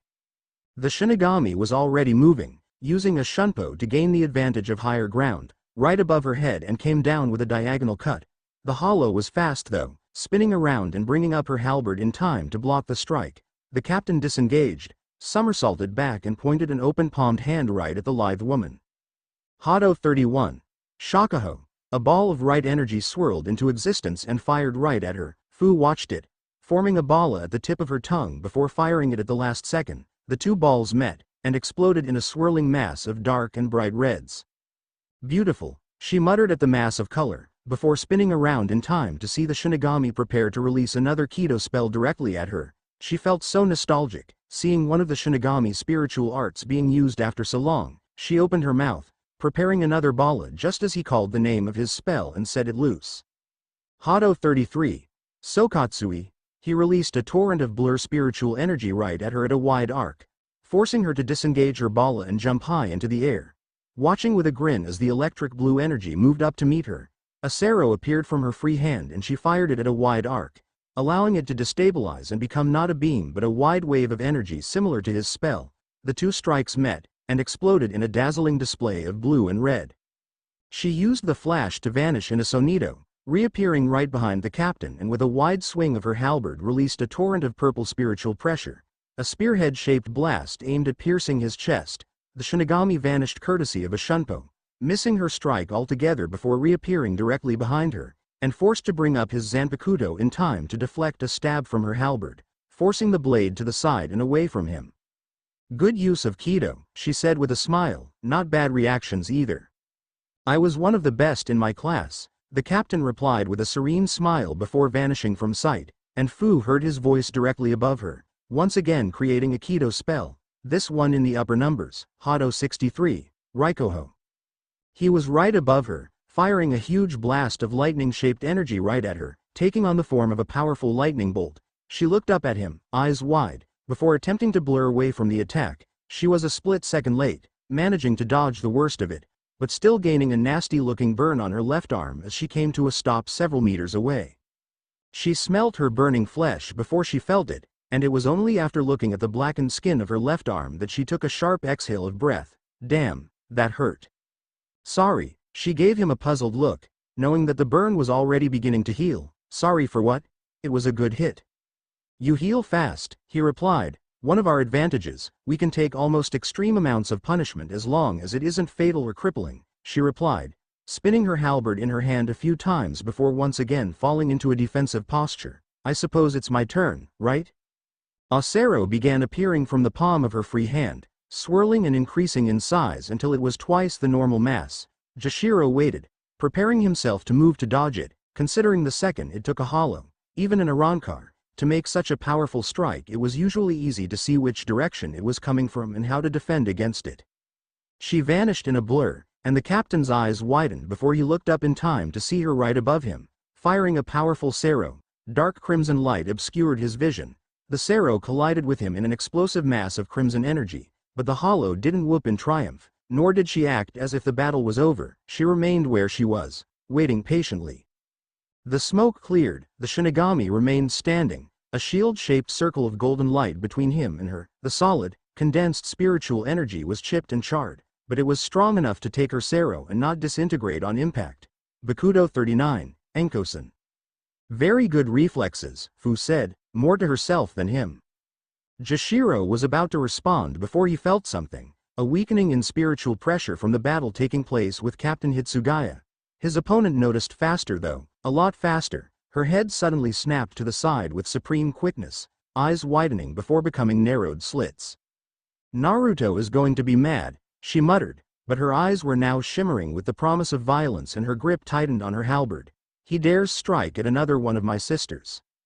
Jashiro felt it, a sudden burst of spiritual energy. He looked back to where the throne which housed the strongest hollow in attendance only to see that it was now empty. The captain didn't have to guess, because he already knew what the leader's likely destination was. From the moment the female hollow released, he knew that she was capable of beating the young Captain Hitsugaya. And Yamamoto may be a bit too rule-conscious, but when it came down to the coin he protected his subordinates. Sorry, he looked around and was just barely able to bring his own Zanpakuto to deflect as she flashed in with a stab, but I need to finish this one quickly and rip that bastard limb from limb. He knew who she meant, and his eyes narrowed. I can't let you do that. She swung her halberd, and the force behind it surprised the white-haired captain who was thrown backward by several meters before coming to a halt. He was just able to sense her presence before she came at him again, this time from behind. He spun around, once again deflecting a stab from her halberd before attempting to move forward for a diagonal slash. She didn't vanish this time, she blurred, and she was right beside him. He was just able to bring up his Zanpakuto to deflect the new strike, but it was so powerful it sent him soaring through the air by a dozen meters before forcing himself to a stop. He looked up from his crouch to see her coming right at him, halberd ready for a swing. He was about to bring up his sword to block when it hit him. A tremor, which made his whole body go numb, and suddenly he went into a fit of hacking and coughing, blood suddenly dribbling from his mouth. His eyes widened in shock before he cursed his illness for his weak body. Not now, of all the time for it to hit it had to be now. There was a sudden shrill gust of wind, and he looked up to see Fu right in front of him. Her halberd was mere millimeters away from the side of his head, yet it went no further. Her eyes were widened in surprise before narrowing in confusion, brow furrowing. You're hurt, she murmured in disbelief. She looked at him closer and he could swear her eyes were glowing before they widened. No, you're sick. Yukatake was about to say something, but her sudden end of hostility was surprising. The halberd vanished from her hands, and she straightened herself, amber eyes looking into his for a few moments before she sighed. I withdraw, she said. I will not fight an opponent with such a disadvantage. No, she looked at him with a frown as he straightened. I can still fight.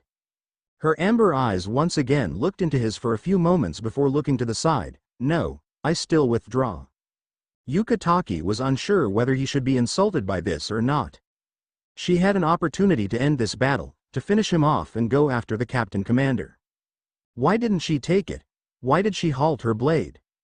I will not attack an opponent who cannot defend himself, she said suddenly, as if she were able to read his mind. She looked him in the eye again. But as well as that, she added, cutting him off, I've grown fond of you. It took him a moment to properly analyze her words, but by then he was bewildered beyond belief. What? You shared sake with me, 4 of them in fact, she replied, giving him a smile. You're not like Shinigami I've met before. In fact I'd say you're a bit of an oddball. He waited for a moment, digesting the information before throwing her an unsure smile. I am not sure whether to accept that as a compliment or not. She giggled in response. Take it any way you want, but I'll still need you to stand aside. I will not, she sighed as she shouldered her halberd. Please, I am begging you. The Shinigami fighting that Arrancar is my friend, and I will not let you double-team him. You misunderstand, she replied. I am not looking to double up on anyone. What? He and his fellows have been squatting in my big brother's domain. We're more interested in sending a message to both sides than teaming up against one, she declared, spinning her halberd in her hands idly. Her amber eyes looked at the battle between Shunsui and the Espada, and Yukatake followed her vision to see that the two were now separated, and that the younger Arrancar was now by his side. What is going on? He muttered. Fu shushed him before smiling. Wait and see, it's about to get interesting now. Yugito stood where she was, unable to move, unable to even breathe as she watched the display in front of her. The blonde didn't sense him coming right at her at all. Barely realizing he was there until the very last second, she wasn't given enough time to turn and face him before his blade pierced through her steel skin like a knife through warm butter. Blood dripped from the serrated edge of his blade. It wasn't hers though. The blade bit a few millimeters into the skin of her wrist before it was forced to a stop. Naruto stood between them, feet spread and right hand gripping tightly onto Yamamoto's zanpakuto. His hand was bleeding profusely, crimson rivulets tracing the edge of the captain commander's blade before allowing gravity to force them to fall to the ground far below. Just the sight of Naruto, her Naruto, bleeding was a shock to her, the eldest of the Hollow, whose hierro was so strong that nothing bar the most powerful of attacks at point-blank range could pierce it. She remembered Yamamoto when he was a vice-captain, tall and lean, with full brown hair and a few days-old stubble. He looked nothing like he looked now, an old man covered in battle scars with white hair. He was nowhere near this powerful the last time she saw him either, yet the evidence was there. Right in front of her, his attack which could have crippled or killed her with her barely realizing it. She needed Naruto to save her. Naruto pushed out with his injured hand, sending Yamamoto skidding back several meters before bringing his hand up to look at the deep cut in his palm. The bloody gash was already healing, and in a few more moments nothing more would exist except for the shed blood. He swiped his hand, allowing the red liquid to fly before bringing his gaze upon Yamamoto. The old man didn't even look like he lost his balance when he was forced back. He flicked his sword to remove the spilt blood and stood there, waiting. His left hand circled around her waist and pulled her to him, so close that her body was pressed flush against his. She didn't mind. He was only this intimate with her. He leaned in to whisper into her ear, eyes still locked with the captain commander. You're playing around, he said with all seriousness. Stop it. I wasn't playing, she pouted, but seeing the seriousness in his eyes she sighed and relented, pressing her head to his chest. You were playing, Naruto replied before planting a chaste kiss onto her forehead. All right. Yes, I was, she relented after a moment. Stop doing it, he added, pressing his head to her temple. She relished the warmth of the contact, and purred quietly without meaning to. Stop messing around and go wild. She closed her eyes and smiled. All right, good, Naruto nodded, before releasing her from his grasp and moving so that the two of them were back to back, him facing Yamamoto and her facing the Espada and the young captain. She was a full head smaller than him, and considerably slimmer. Now hurry along, and let me deal with the old fart. He's strong, she muttered, giving his left arm a squeeze. Not as strong as you, but damn well close. Naruto shrugged. That's what happens, we remained the same over the years while the world got stronger.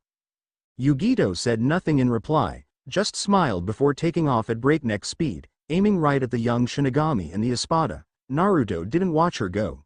His eyes were completely on Yamamoto. He took a few steps forward, watching as the old man before him didn't relent, or step back or show even the slightest hint of trepidation and fear, but remained where he was. It was an unmovable object, meeting an unstoppable force. You haven't changed, Yamamoto said solemnly as he raised his Zanpakuto, haven't aged a single day.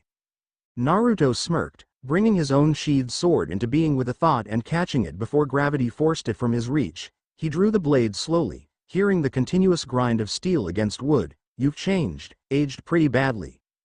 Yamamoto chuckled, something which would horrify any of the present officers under his command. It has been 3,000 years. That it has, Naruto agreed as he finished drawing his blade, holding the scabbard in front of him and rearing his sword back, smirk morphing into a feral grin. So tell me, old man, do you want to live forever? Yamamoto looked right at him before taking a breath and bringing his sword up in a ready stance. At my age, forever seems far too long, and it looks like what I did will finally catch up to me today. I am prepared. It is not me who will do so, Naruto replied with a smile. Waiting, someone else has that right. A gargantua opened right behind him, easily big enough to swallow him whole if it were a real mouth.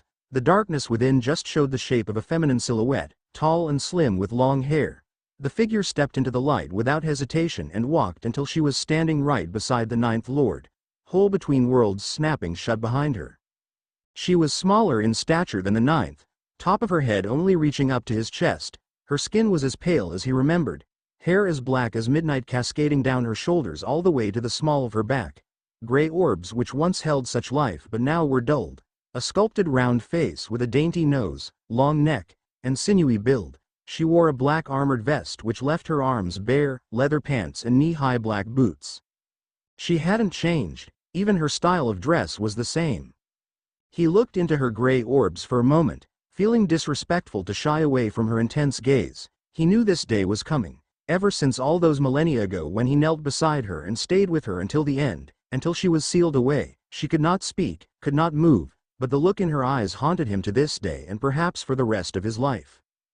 Betrayal seemed to be sculpted into those gray orbs. Rin, he muttered, he's all yours, pup, just like I promised. Thanks for watch here.